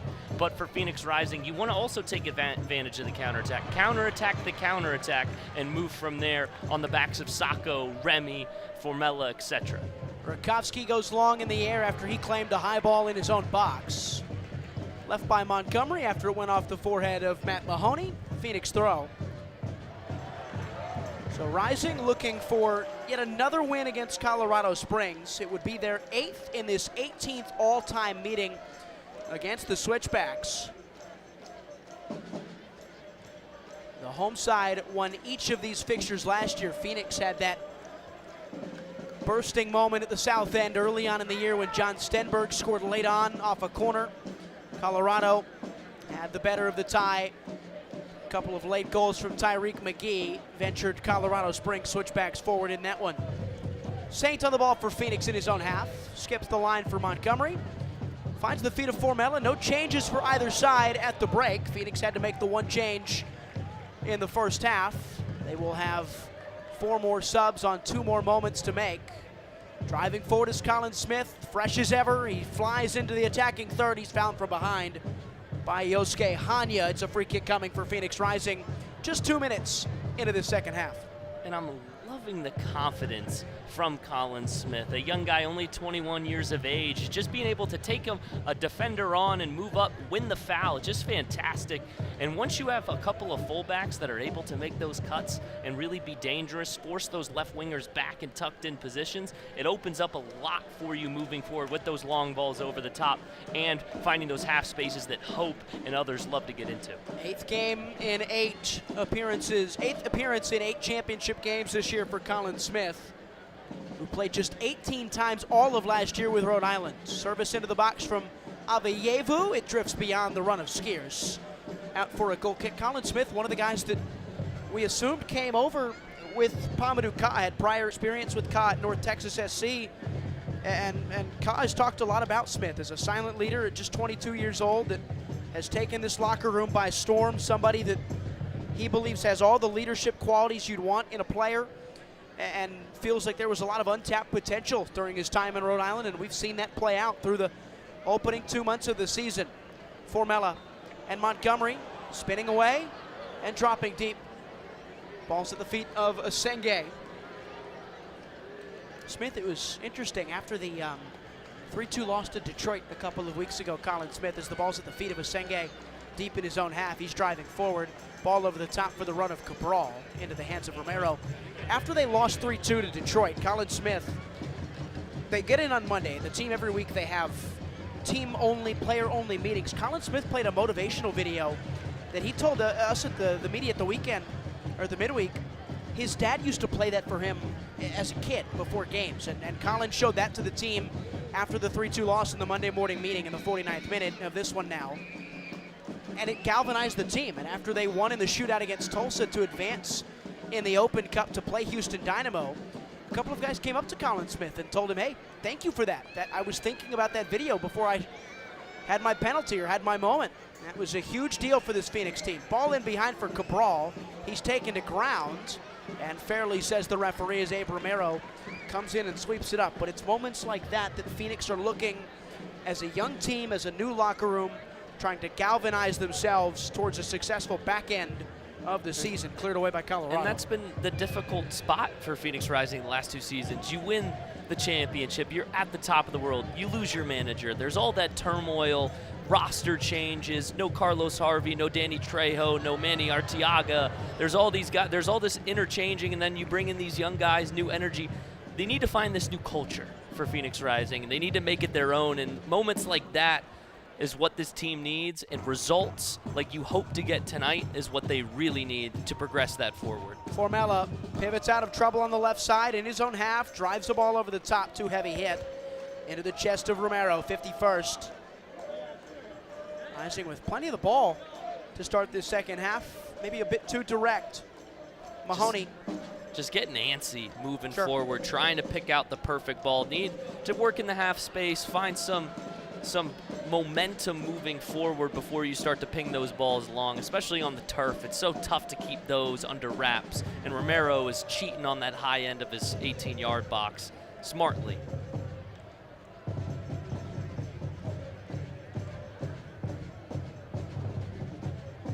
Space for Zandy, and now Fontana, and drop back for Mahoney.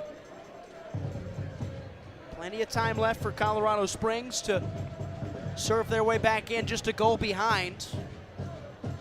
They have not played since last Wednesday.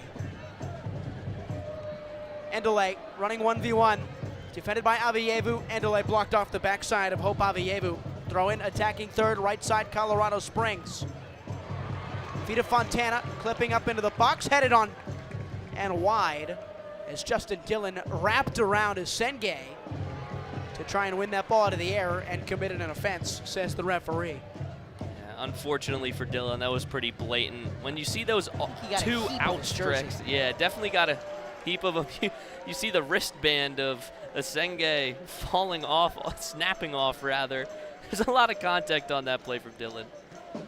Big number 77 having his best start to his season in his professional career. 5 goals in 7 games. Talked about it in a pregame show. His career high is 12. It was back in 2019. Over the top, well defended by Mahoney, out for a corner kick. Phoenix went route one to devastating effect. Boy, would a second do wonders for Rising on the road. You need it.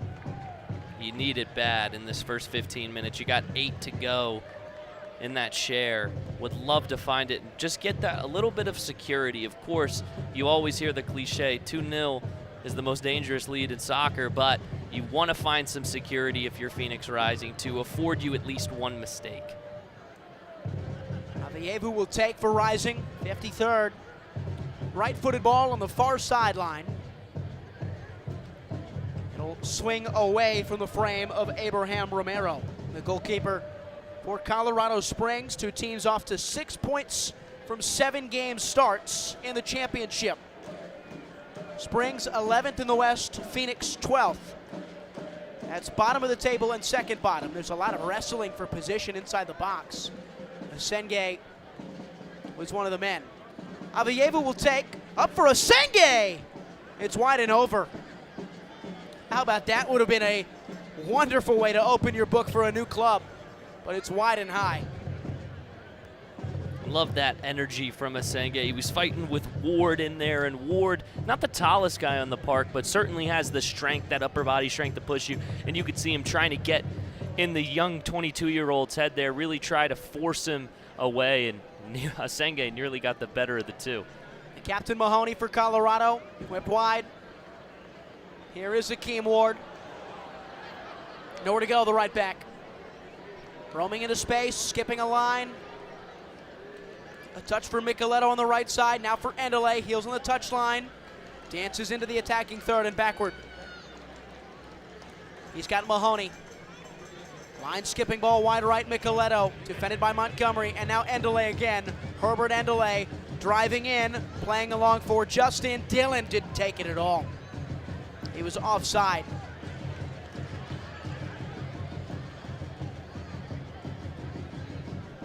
More stable survival from Phoenix. Nearly 10 minutes played into the second half. Rising looking for just a second win in the championship this year. And stop play, Rakowski is tending to himself. The goalkeeper for Rising. It looks like to be grabbing the back of his left leg, Calf, Achilles area. That would not be good for Phoenix. Patrick Rakowski making his 5th championship appearance of the year, his 7th in all competitions. The backup is Tristan Henry, who's played 3 times. Rakowski had a slow start, First 3 games weren't his best. Conceded 4 in the 4-all draw to El Paso. Henry, the Canadian, who arrived in the offseason from Memphis 901, came in, played 3 times, was the goalkeeper in the win in San Antonio, but was benched following a poor performance the game after that. Rakowski's going to tough it out and stay out there. It was his left calf. He clips one long with his right foot up over the top. 50-50 ball won by Ward of Colorado Springs. And a chase ensuing. Endeley, pacey, powerful. Well read, though, by Montgomery, the old soul of this Phoenix backline, who has played in 7 consecutive games across all competitions at 18 years old.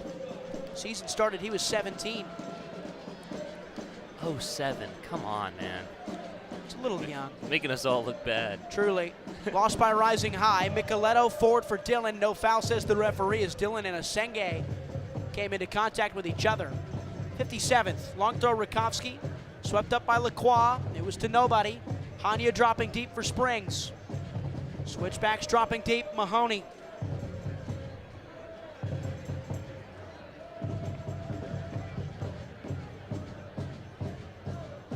Over the top for Sacco, offside. Flag was quick. Rising tried to break as quick as they could. Too fast for Sacco, unfortunately. But I love that from Okello. They're getting stuck in at mid-park. Almost got a good chance for his team, but unfortunately for Rising, they tried to counterattack a little too fast. Sacco didn't have the time to get back on sides. Colorado Springs skip a line for Endeley, cut off by Montgomery, one back by Ward. Endeley has it again, beyond Avayevu he goes, driving into the box at the feet of Micheletto. Overlapping run from Duke Lacroix, cutting back, space for Hanya, drives his way to the end line. Hanya drives it back for Fontana! 1-1 again in Colorado Springs. Anthony Fontana finds the bottom right corner. It's his first of 2025. And in the 58th minute, the home side leveled the tie. A fine finish from Anthony Fontana. And that's why this team is just so dangerous, just so potent in that attacking third. Just so fantastic, an excellent finish across. But what about this cut here that plays the ball in off the overlapping run? And just a beautiful finish. You can't draw that up in the training ground much better than that. And Fontana just passionate as you could want from your center midfielder. But, oh my goodness, for Phoenix Rising, that's exactly what you would have expected Colorado to be able to produce, and they did it fantastically. We got a FIFA sub here. That will be Anthony Fontana's final touch. 2 changes coming for Colorado Springs and James Chambers. Quincy Hewerman, the Frenchman, will enter the game, and Juan Tejada will come in as well. So a 1-1 contest with 30-plus minutes to play, all level again. A beautiful move from Colorado Springs at their best. Phoenix Rising possibly at their worst defending. They have conceded more goals than anybody in the league. Formella has it for Rising. Skips the ball up for Okello. Won by Matusla. And out the feet of Zandy. So Tejada has come in to lead the line for Justin Dillon. Not his night.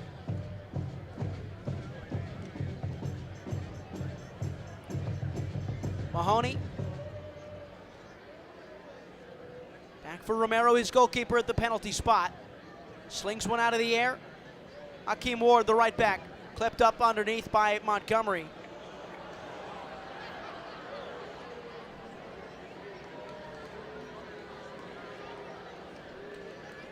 I agree. Fans didn't like it. Now we're in. Ward, so much space on the right side. Good line skipping ball. I know Dillon has stayed out there for Colorado Springs. Up over the top, looking for the run of Tejada. Tough challenge to collect. So Hewerman must have come in for one of the midfielders. Again, we're working from our remote vantage in Phoenix, but as it stands, Colorado Springs have tucked 2 up top. I don't hate it. I like the overload, really forcing that one-on-one matchup to Asenge and respectively for Saint, and really take advantage in the mid-park. We talked about zone 14 in pregame and how essential that is for Colorado Springs. Being able to really force it in there with 2 up top, honestly, tactically, I really do like. Flipped up, back post, nobody home. Hewerman's drive was astray. So Tejada came in to play as that number 10 or change the shape. You'd have to think Ronan again for the goal scorer Anthony Fontana, and Yosuke Hanya is the man who left the pitch. So Hanya and Fontana off, Hewerman and Juan Tejada on the pitch. Now for Colorado Springs in a 1-1 game. A beautiful goal off a beautiful move. Ball one out of the air by Phoenix. Second chance, Endelay. Dylan corralling and dropping deep. Lacroix roams his way behind Akello. Tejada a touch, Akello won it, and wins a throw. Love to see this from Akello, really getting stuck in, being very buzzing around, being a pest defensively, using that frame, that size to be able to dispossess in the mid-park. That's what Rising's been missing in a lot of these contests. And it's a good response from Akello, who was in and around the area where the goal was conceded. Endelay can't get beyond. Another defensive shift from Akello. Finds Aveyevu, and Rising will rush forward in the 62nd. Darius Formella. Formella goes for goal. It's deflected off the backside of Matt Mahoney for a corner kick.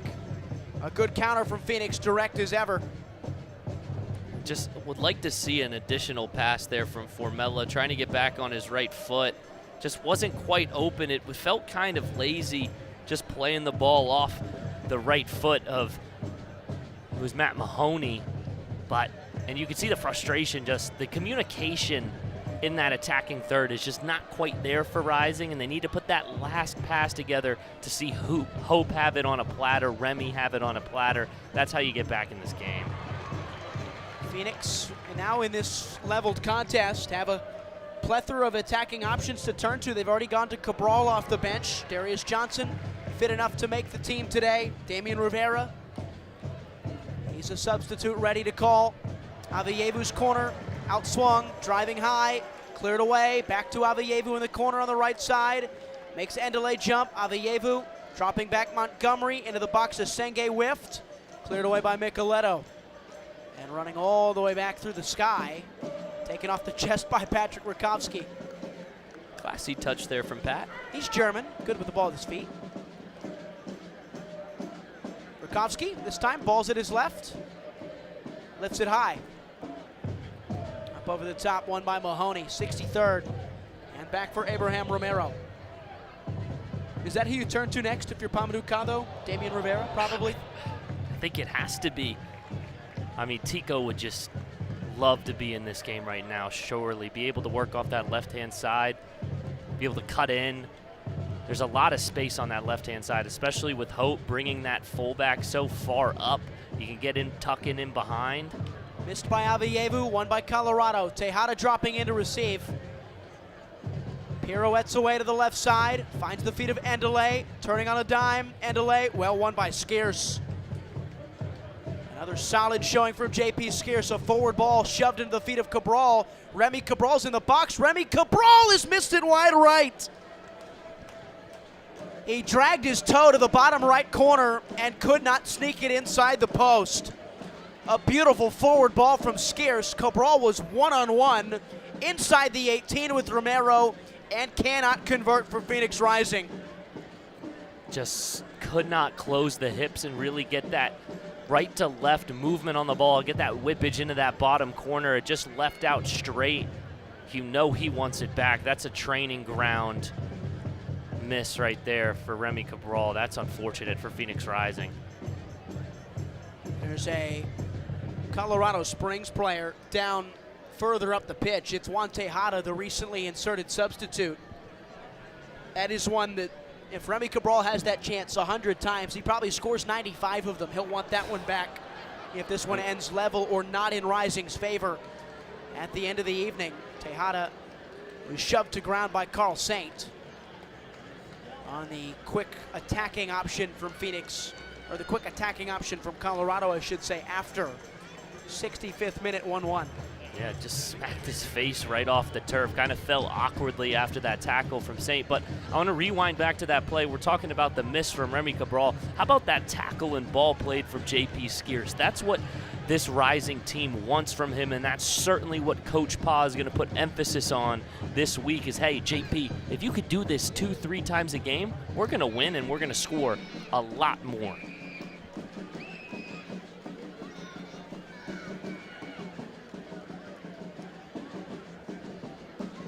Service from Colorado, whipped up top towards Dillon. It's away and over. So it was a free kick off that restart. Mahoney and Dillon were lurking in the space. Rising now, if you're keeping track, with an XG north of 1.8. And that's the amount of expected goals you'll get in a game based on shot quality.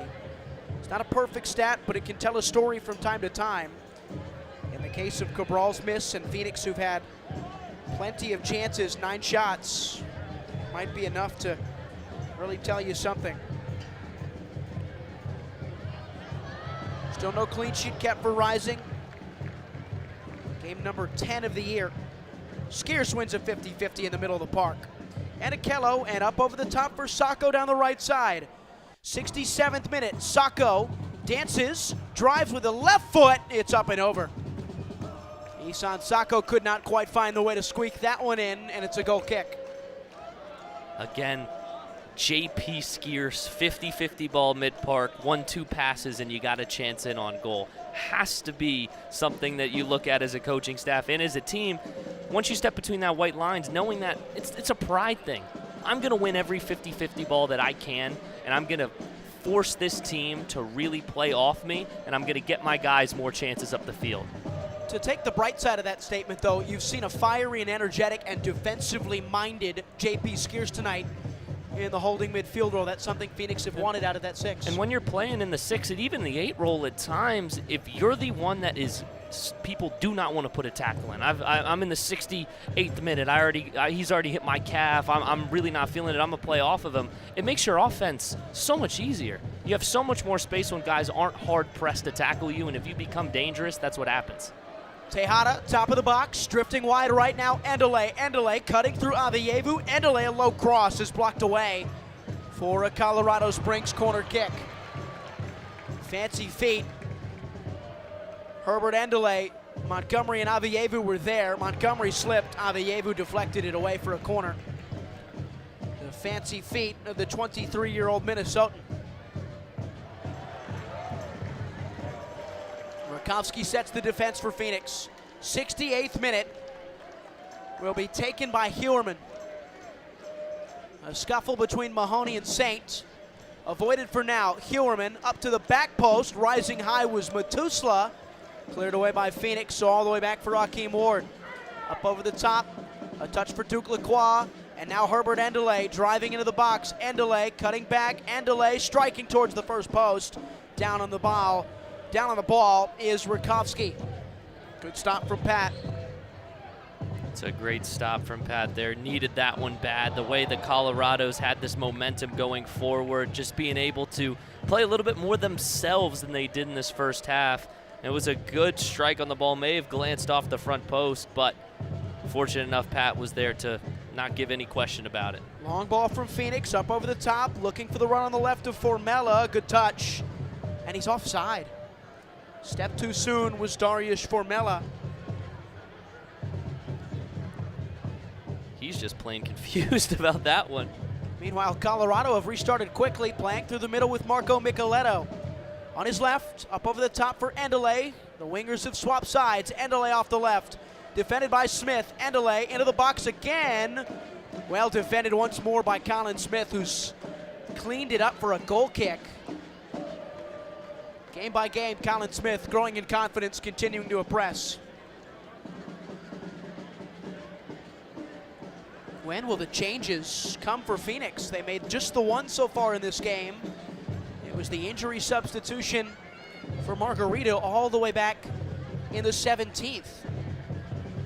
And there is another man down on the pitch for Phoenix Rising now. Vikram Vert, the assistant, Pamadou Ka looking on as Colin Smith is down trying to stretch himself out. Just looks like to be a cramp there on that left leg.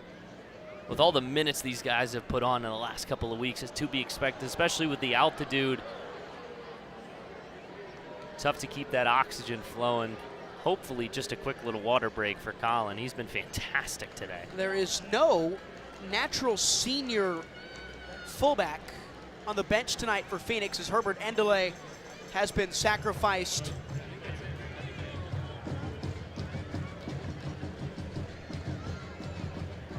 It is Jonas Fjellberg who will come in for Endeley, winger for winger. Harvey Neville, at least according to the injury report, a healthy scratch this evening. Same with Emi Quayshow, who's been working his way back from a ever-nagging ankle injury that plagued him at the beginning of the season. Alex Araneta is the lone senior defender available for Paducah to use. Smith will be helped off the pitch by the physio. Araneta, 22 years old, a natural center back by trade. It's already a Rising team who lacks center backs in itself, playing a new center back who arrived on loan this week, who's only trained with the team a handful of times, and a holding midfielder in Carl Saint.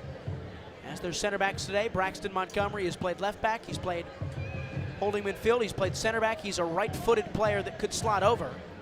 He's won the ball out of the air, touchdown by Akello, and lifted high and wide for the run of Formella. Onside he is in the 72nd.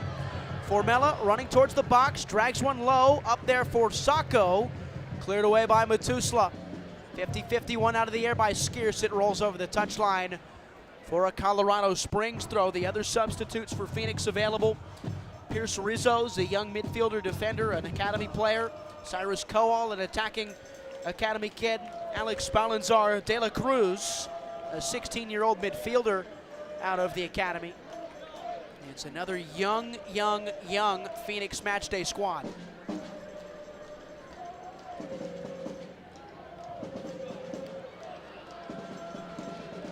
Asenge, maybe he can play right back and center back and left back at the same time. Smith is back on the pitch. He's picked up the ball. He's driving in, doing step overs, turning his way towards zone 14, and flicking a ball wide for Formella again on the left. Formella dropping off for Avayevu. The number 10 turns backwards for Montgomery. And Avayevu again, attacking half for Phoenix Rising of a 1-1 game. Formella left side, defended by Ward and Avayevu. Hope. JP Skierce. Avayevu again, beyond Fjellberg. Asenge in the center circle, inviting pressure and driving forward and flicking up over the top for the run of JP Skierce. It was blocked on the way and claimed by Romero. Skierce was onside.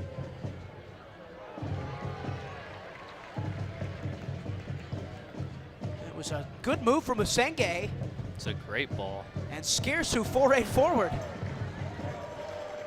You will not say that often this year. Long ball Colorado, one out of the air.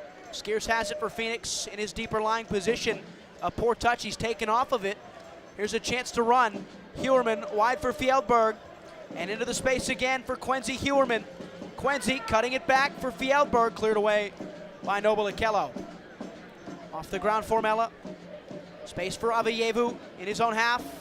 Driving a ball forward into the feet of Noble Akello, overlapping run, but he couldn't chase it down. Looked like he had enough room, but couldn't find the touch. Quick from Colorado. Fjellberg, advantage played.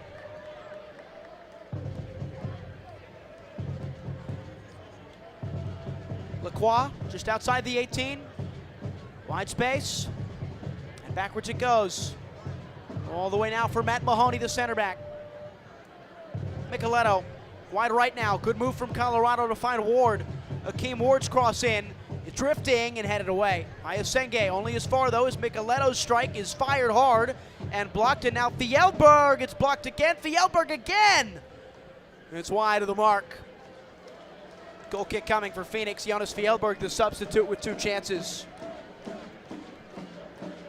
once Rising loses possession, they've done a great job in the last few minutes of holding possession, but once they lose it, they have really struggled to dispossess and get that possession back. Need to just settle down for a minute here. You got 15 minutes to go. You've been doing a great job for pretty much 70 minutes of this game defensively. Need to just work in the middle of midfield, find those possessions, get Akello on the ball, and really start to move. Long from Phoenix, out of the air by Akello. Over the top for Sacco, a good first touch, defended by Lacroix. And he's won a throw in the attacking third as Isan Sacco. Still no changes for Rising, a quarter of an hour left. Just the one. Margarita's injury sub.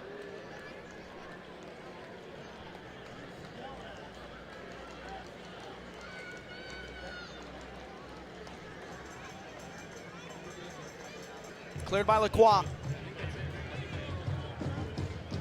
Senge keeps it alive for Phoenix. Cabral a touchdown. Aveyevu finding it. Cabral taking it.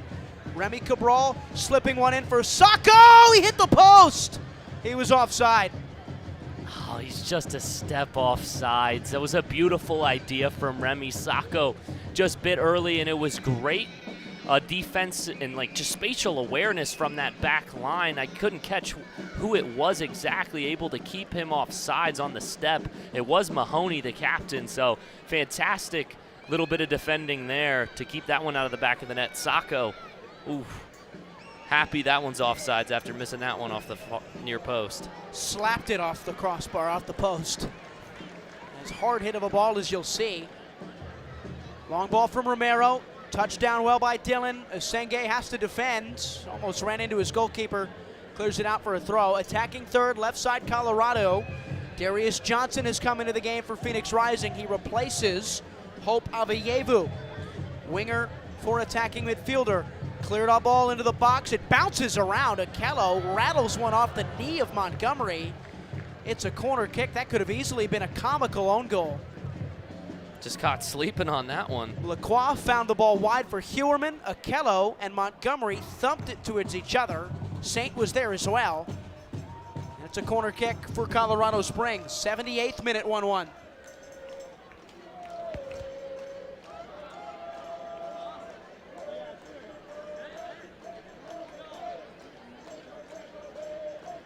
In swung ball from Hewerman. Up to the back post. Jumping highest was Senge. It will stay in touch for Sacco. In his own half, Isan steps on the ball and finds Senge. Now Smith. Colin Smith backed into his own corner by Fjellberg. Tries to clear it off of him and does so well. Goals in the 11th minute and the 58th. Over the top, 50-50, Formella. Took too long, took a touch, drove it right, drove it left. Micheletto dropping deepest to cut off Darius Johnson's run.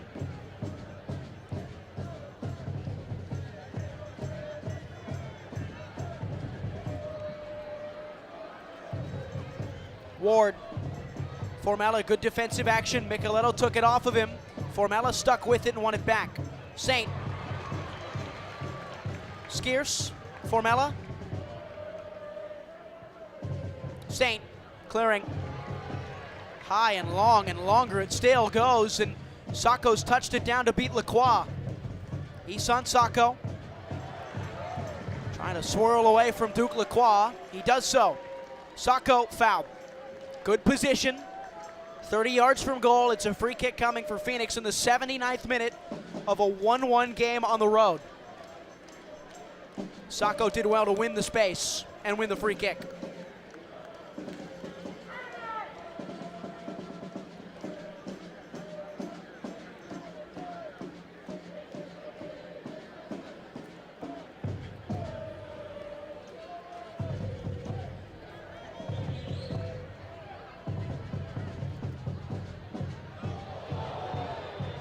Darius Johnson, who stands over the ball. I don't believe we've seen him take a free kick all year, but he is casting his shadow. 10 to play. Everybody defending just outside the 18-yard box. Johnson lifting into the space. Romero claims inside his own 6. It was nowhere close. to a black shirt. J.P. Skeers wanted it. Matusla. Micheletto slipped. The ball stayed in touch. And Formella's taken advantage, flying forward into the attacking third. He's found Akello, who's gone back for Formella. Darius Formella! It goes over the bar. It's a goal kick. Formella flew towards goal and then flew the shot over. He just had a little moment with the signage at the side, kicked it straight on. It's just showing the frustration there from Darius Formella. That's one, it's not an easy finish, but certainly one you want for Darius Formella, who has not had the best game today, has missed some pretty blatant chances for Phoenix Rising moving forward. Definitely would like that one to be a nightcap for him. Saint wins the ball out of the air, down for Montgomery. Esenge, Skeers, Akello didn't win it. Chance to counter for Colorado. A stinging strike is blocked away. Zach Zandy, who nearly capitalized. Still alive for switchbacks. Driving a ball into the space as Senge cut it off. Heavy touch from Asela Senge. And now he's drifted his way into the middle of the park. Lasers a ball over the top towards nobody but Abe Romero, the goalkeeper. Down it goes, 82nd minute.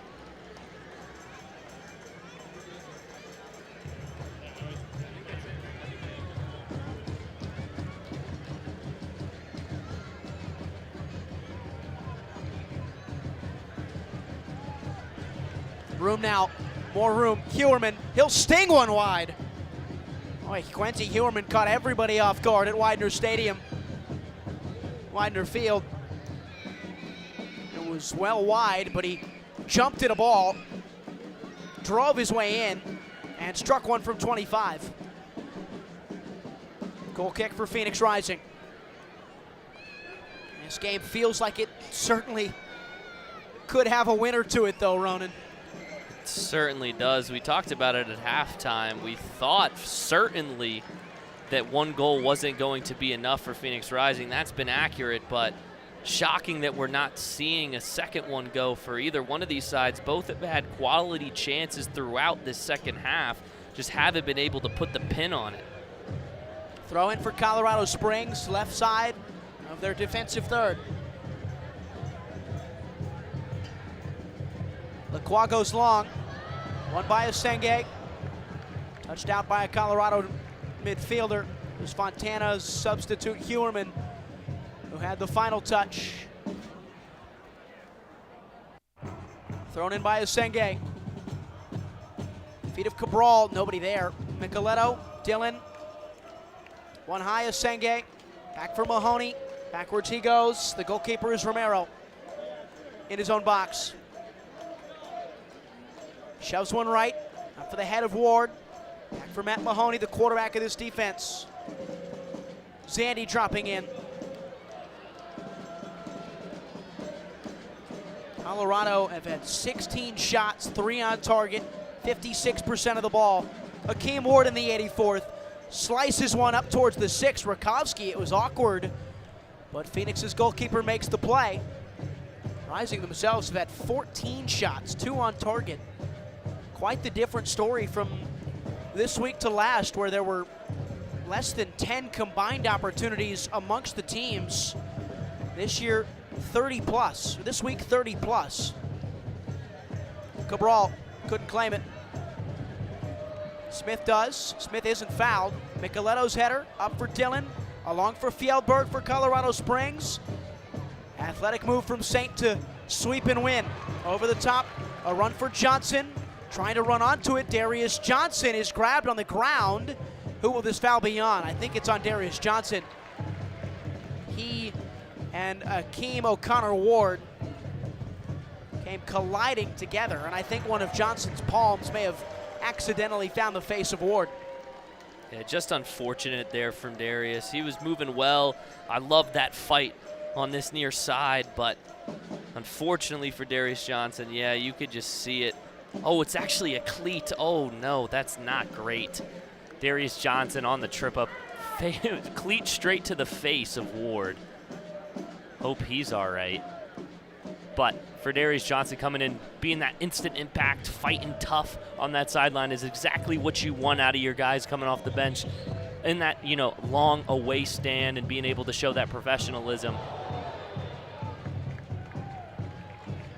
Just the 5th championship game of the year for Johnson, who's missed some time in and out with injury concerns.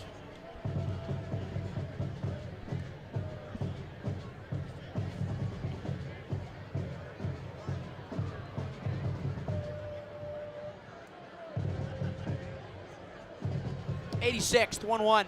Colorado Springs have it. Touchdown by Lacroix.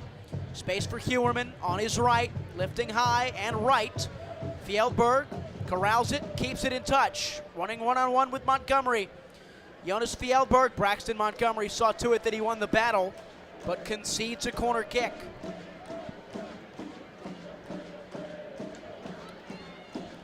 It's been a long, hard on the legs game on the turf of Widener Field. A long week coming for both of these teams. A midweek match against an MLS side at home. And then they will both take trips on Saturday, May 10th to Western Conference foes. In-swung ball from Heuerman towards the first post, deflected away for a goal kick off the foot of Mahoney. Colorado Springs have Las Vegas Lights in Nevada 7 days from now. Phoenix Rising have a trip to Albuquerque to take on New Mexico United. A big week for Phoenix and Colorado Springs. 87th minute, a goal kick for Rising. Both of them chasing more points to put on their resume in the early days of the championship season. Over the top, Dillon won the 50-50. Skeers couldn't clear. Heuerman touches down. Heuerman launching a ball up top into the box. Johnny on the spot, well off his line was Patrick Rakowski. And still, by my count, Rising have 3 more subs they could make in one more instance. They still have Damian Rivera on the bench. He's really the only other senior attacking option. Johnson couldn't keep it in as it rolls over his head.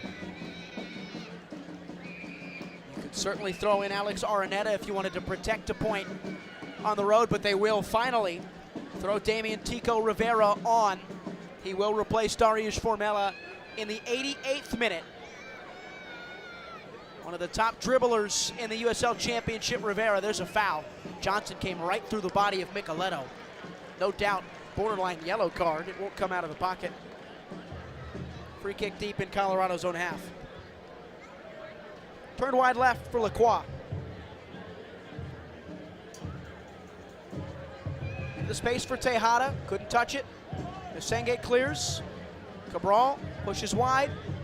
Matusla, Cabral kept it in. Sacco was offside. He's had to have been offside, Ronan, like 6 times today, it feels like. Yeah, I'm not great at counting, but I feel like it's been north of 4. Math's not your strong suit? No, definitely not. It's a shame.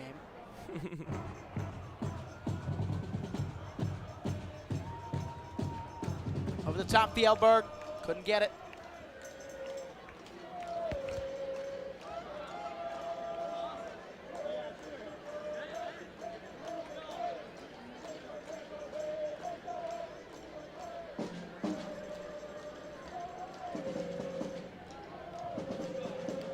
Montgomery a throw in for Phoenix. Took all the space he could get into the feet of Rivera. Dances wide. Finds Montgomery. Senge nods his way out of trouble. Well done. Smith over the top for Sacco. Is he onside here? He is. Stretching the legs. Sacco in for Cabral. Kept alive. Remy Cabral sees it out. It's a corner kick coming for Rising in the 89th minute, 1-1. Matusla and Lacroix were there to defend it. You'd love this, wouldn't you? Skeers runs forward. Senge runs forward. Could he find his way on the score sheet tonight? Johnson will take into the 90th minute. 1-1 on the road in the mountains. Right-footed outswung ball. Johnson, back post, Skeers across. Free ball, Fjellberg clears. It was a real chance. Touched down by Colin Smith and lifted high and back into the box, and Romero will high point it inside his own 6.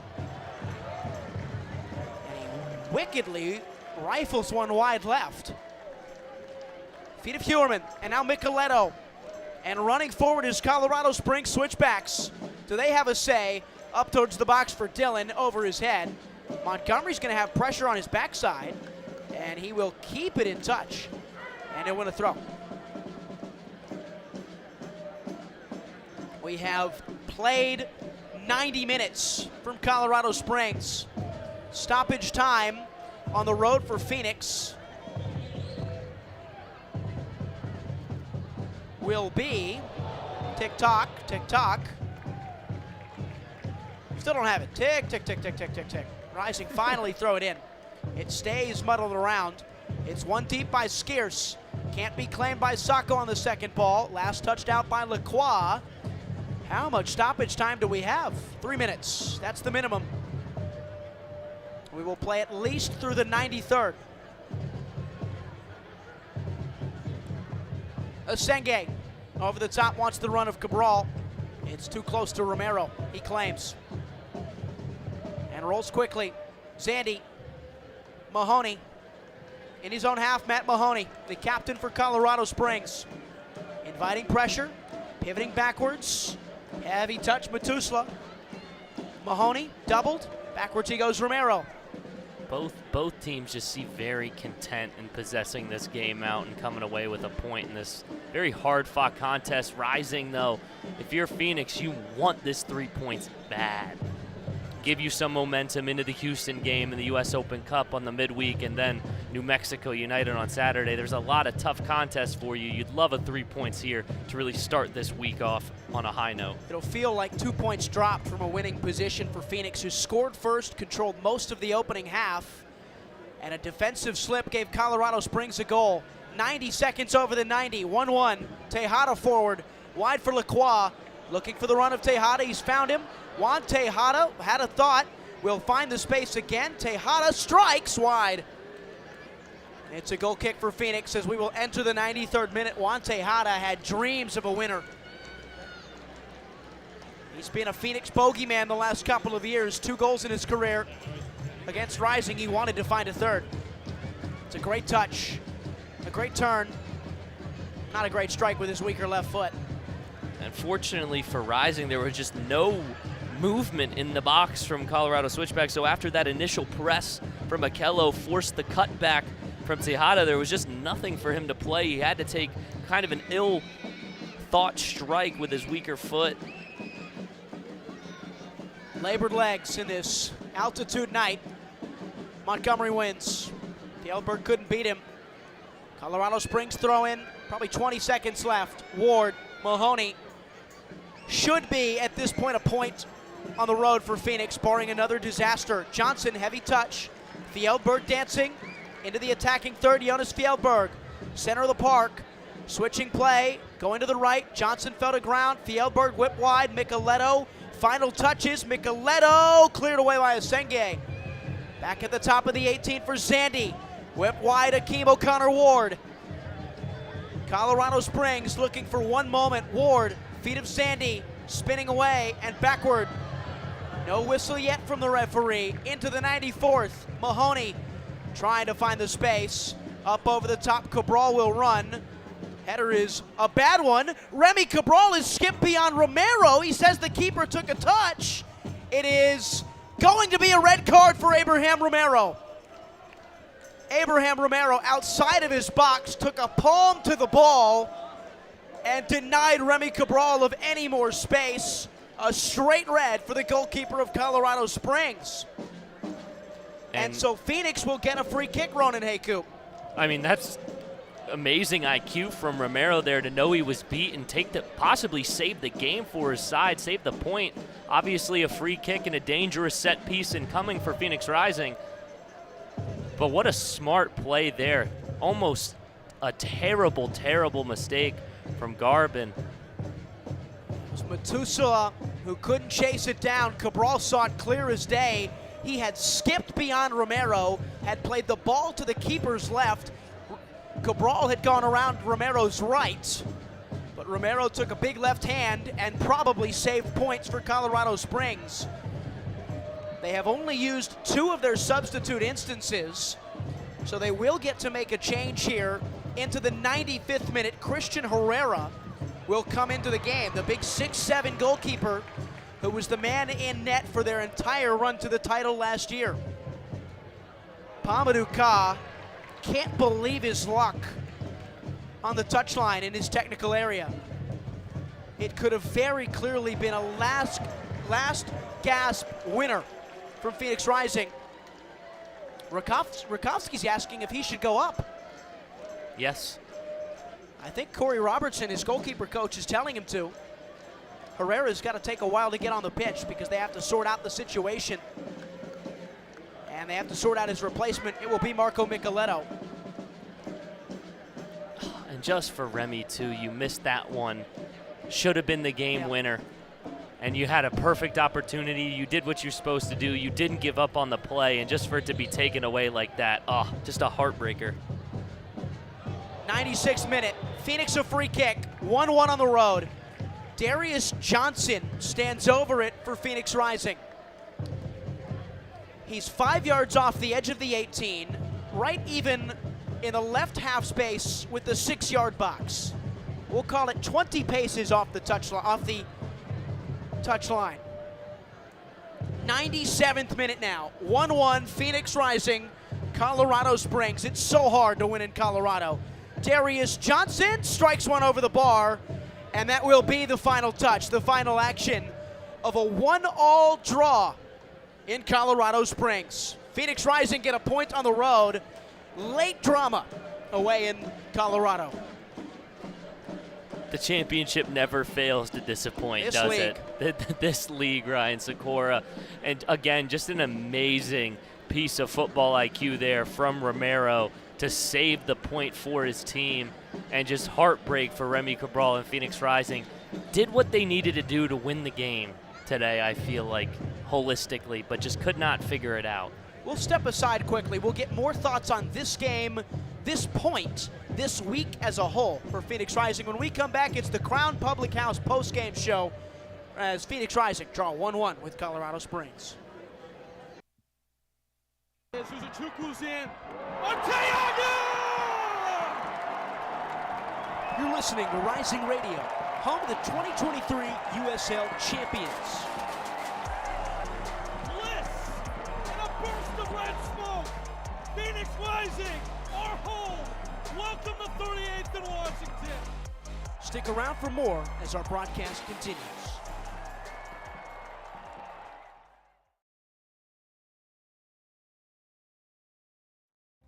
Buying a house can seem almost impossible, especially today. But with the right agent in your corner, it makes the challenge seem effortless. Hi, I'm Connor Cochran with Good Oak Real Estate, your go-to agent in the Valley. Whether you're buying, selling, or investing, I'm here to guide you every step of the way. Because finding the perfect home shouldn't be stressful, it should be exciting. Call 480-688-3200 today. Again, that's 480-688-3200. Let's have the conversation. James Out West, your home for sports down here in the desert. Join James and Pat the Stat Guy as they recap the weekend and dive deep into the numbers for the NFL, NBA, college sports, and more. That's 5 seasons of 1,200 yards. Player stats, team numbers, and contracts are just the start of the discussion for James and Pat. He started 815 career games. He threw 749 complete games. There's no hiding when it comes to stats. It's James Out West every Monday night from 7 to 8 p.m. right here on KTUS AM 1060 and on the KTUS 1060 app. Join in on the Sports Zoo on your ride home from work with Dave Rooster Bierstein. Join Rooster as he lays down what's happening around sports and makes it clear what's on his mind. Oh my. Catch the day's craziest stories and some of the latest numbers from the sports books across the valley. The Sports Zoo with Dave Rooster Bierstein. Yeah, I think that's kind of a wild option. Weekdays 5 to 6 p.m. on KTUS AM 1060 and on the KTUS 1060 app. Each day at work just dragging on. Get your sports fix on the lunch break. Join Chris Schubert and producer Evan live as they give their local perspective on the world of sports. Baseball, football, and basketball. Everything has a home on their plate. It's The Lunch Break with Chris Schubert, live Monday through Friday, 11 a.m. to 1 p.m. on KDUS AM 1060, on the KDUS 1060 app, and KDUS 1060 on YouTube. Time for one last kick of the ball on tonight's match. It's Rising Radio postgame wrap-up on the Phoenix Rising Radio Network.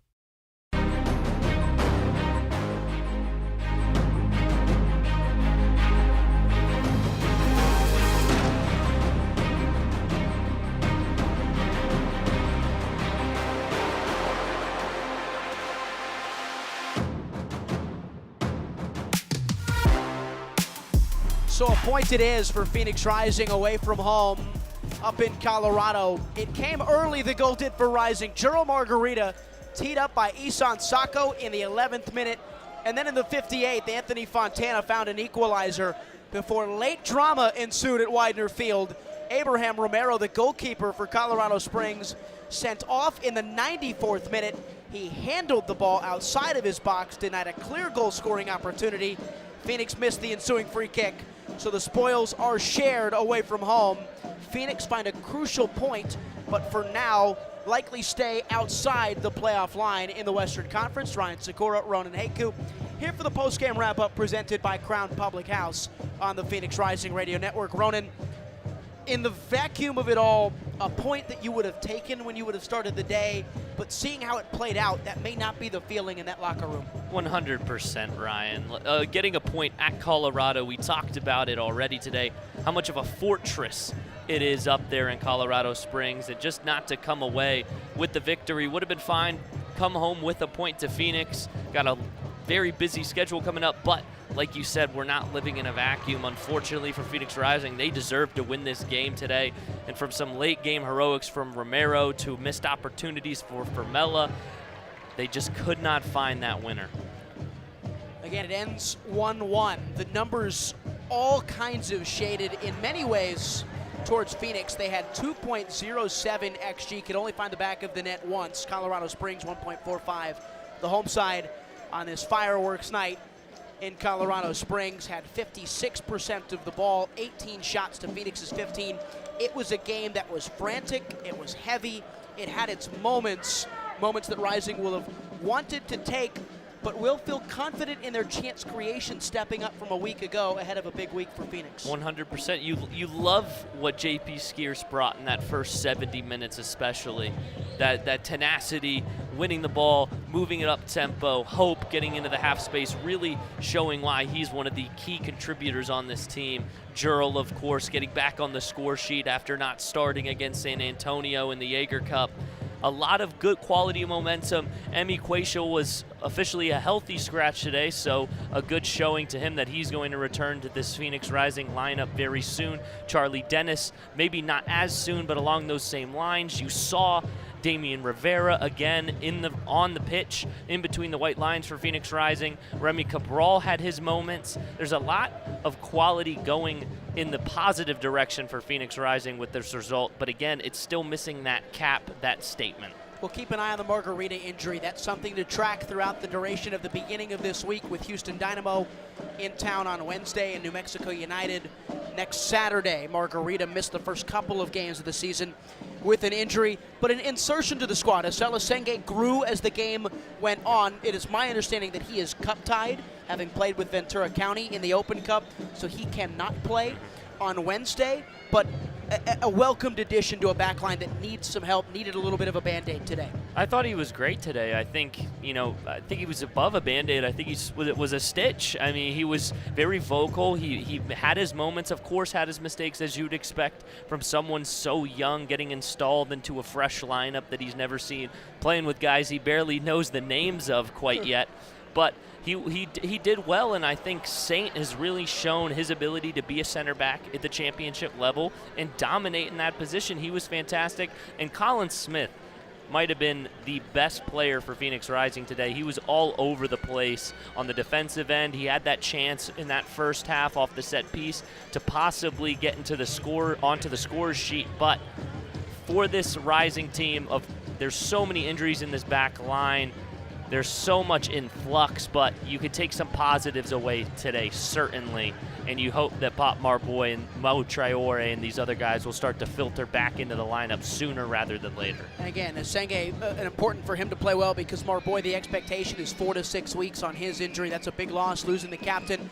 Up front, Isan Sako now tied for the league lead in assists with 4. He has been a revelation for this Rising side, the 27-year-old from France. Yeah, he was fantastic today. And also, too, the assists, the goals don't matter. It's the impact. Sako was just a nightmare all day for Colorado to defend. Ward, Mahoney, all these guys were always looking to see where Sako was on the pitch and making sure he wasn't doing anything devious. And you saw it in that early sequence, a quick dispossession of the back line, a beautiful slighted ball in there, and Jerome Margarita puts it in the back of the net. That's what this team needs, a little bit of tenacity and that pressure to take defense to offense quickly. Can I add something to that? A little bit of stability as well. This is the 10th game of the year for Phoenix Rising. It's the 10th different starting 11 that they've thrown out. It will almost certainly be something new on Wednesday. They've played 9 different back lines. They've started 21 different players in 10 games. They've started 10 unique defenders in 10 games. They are searching for some semblance of stability as they enter the summer months of the season, which are so important for point accumulation, Rising on the road a ton. A ton on the road. Like we said, nobody wants to play in Phoenix in the middle of July.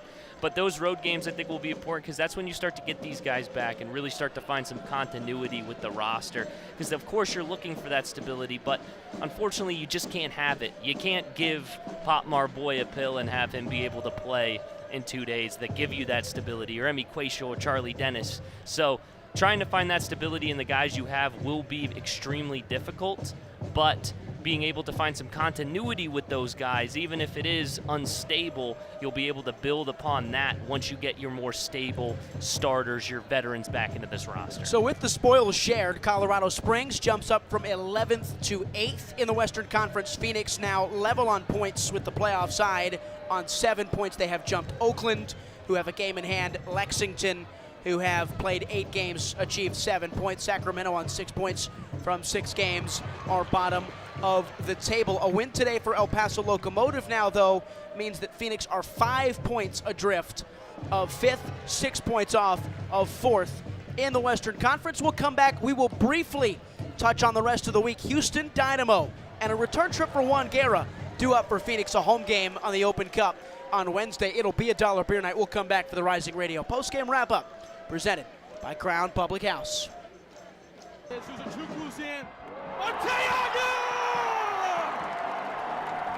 You're listening to Rising Radio, home of the 2023 USL champions. Bliss and a burst of red smoke. Phoenix Rising, our home. Welcome to 38th and Washington. Stick around for more as our broadcast continues. Buying a house can seem almost impossible, especially today. But with the right agent in your corner, it makes the challenge seem effortless. Hi, I'm Connor Cochran with Good Oak Real Estate, your go-to agent in the Valley. Whether you're buying, selling, or investing, I'm here to guide you every step of the way. Because finding the perfect home shouldn't be stressful, it should be exciting. Call 480-688-3200 today. Again, that's 480-688-3200. Let's have the conversation.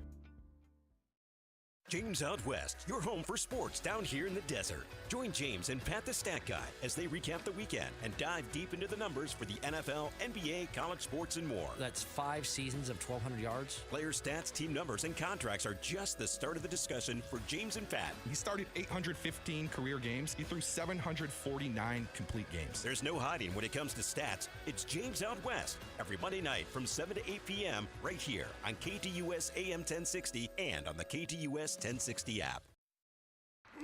Join in on the Sports Zoo on your ride home from work with Dave Rooster Bierstein. Join Rooster as he lays down what's happening around sports and makes it clear what's on his mind. Oh my. Catch the day's craziest stories and some of the latest numbers from the sports books across the valley. The Sports Zoo with Dave Rooster Bierstein. Yeah, I think that's kind of a wild option. Weekdays 5 to 6 p.m. on KDUS AM 1060 and on the KDUS 1060 app. Each day at work just dragging on. Get your sports fix on the lunch break. Join Chris Schubert and producer Evan live as they give their local perspective on the world of sports. Baseball, football, and basketball. Everything has a home on their plate. It's The Lunch Break with Chris Schubert, live Monday through Friday, 11 a.m. to 1 p.m. on KDUS AM 1060, on the KDUS 1060 app, and KDUS 1060 on YouTube. This is the Rising Radio post-game wrap-up on the Phoenix Rising Radio Network.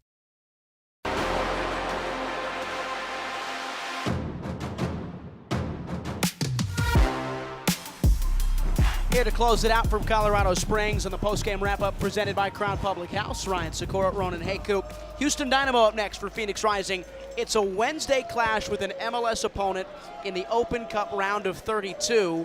Right now, Houston live on Apple TV+, down 1-0 in the 39th minute to Los Angeles FC. It's a Dynamo side that played largely a full first-choice 11 today in the game against LA on the road. They are 13th in the Major League Soccer Western Conference, 10 points from 11 games, Ronan. It presents an opportunity for Phoenix against high-level opposition, but also against a team that, just like Phoenix, are struggling in the league. Yeah, Houston has not been the team that historically you've seen from them in the last couple of seasons. But for Houston Dynamo, I think it presents an amazing opportunity. Of course, there's the storyline of Juan Guerra returning back to the Valley for the first time since that championship run in 23. And you have a team, you're playing with house money. You're playing an MLS team. You're playing in the Open Cup. You haven't really figured it out in the USL Championship. Why not? Let's go out here. Let's play free. Let's try to win this ball game. Let's try to take it away and see what we can do in the Open Cup and try to use that as a torch to follow as you come back into the USL season and as we talk about getting into those summer away games at the conclusion of the Cup. Juan Guerra, former Phoenix Rising manager who took them to the title, is an assistant under Ben Olsen at Houston Dynamo, the 2023 Open Cup winners. They won the 2018 Open Cup as well. And then after that, you're back in the league, a Saturday trip to Albuquerque where you were eliminated a season ago. Right now, New Mexico United, one of the best teams in the USL Championship's Western Conference, but they fell today 3-0 to El Paso Locomotive. Wilmer Cabrera Jr. scored a hat trick, so maybe an opportunity there. We thought about it at the beginning of the week, Ronan. You have 3 games, this one tonight against Colorado Springs, the Open Cup match midweek, and the New Mexico game next Saturday.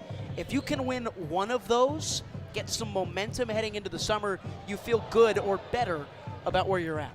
If you get a point and a win on Wednesday, or a point on each side against New Mexico, that's an insanely tough game in Albuquerque, a team that did drop one, but prior to that El Paso game, it's in form. It's also a rivalry game, so there's that added, pressure against a strong side like New Mexico United, but so is this Phoenix Rising game. Everybody knows how Phoenix Rising feels about New Mexico United and vice versa. So I'd love to see Phoenix Rising be able to take this energy, this tenacity we saw today, and be able to parlay that into some success on Wednesday, and then even more so on Saturday, because that's going to be a gritty game in Albuquerque. New Mexico United second in the Western Conference, only behind San Antonio FC, who Phoenix have beaten on the road this year. We wrap up match week number 9 in the USL Championship.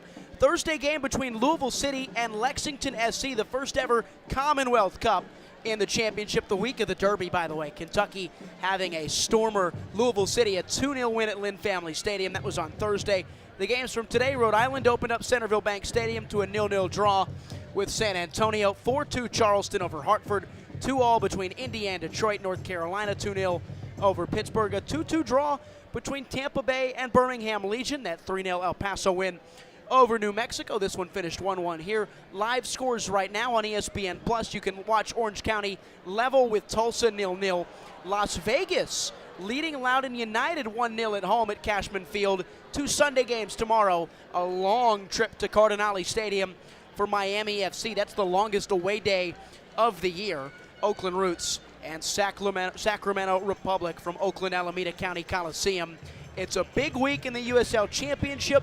It's a big week for 12 championship teams who will feature in the round of 32 of the US Open Cup on Tuesday and Wednesday. We will be back on site for that game against Houston Dynamo on Wednesday night, a 7 o'clock kickoff from 38th and Washington. A $1 beer night midweek between Phoenix and Houston. We'll say so long for this one. Your final score, 1-1 between Phoenix and Colorado Springs. For my partner Ronan Haycoop, for our producer tonight and Casey Smith, I've been Ryan Sikora. 1-1 in Colorado.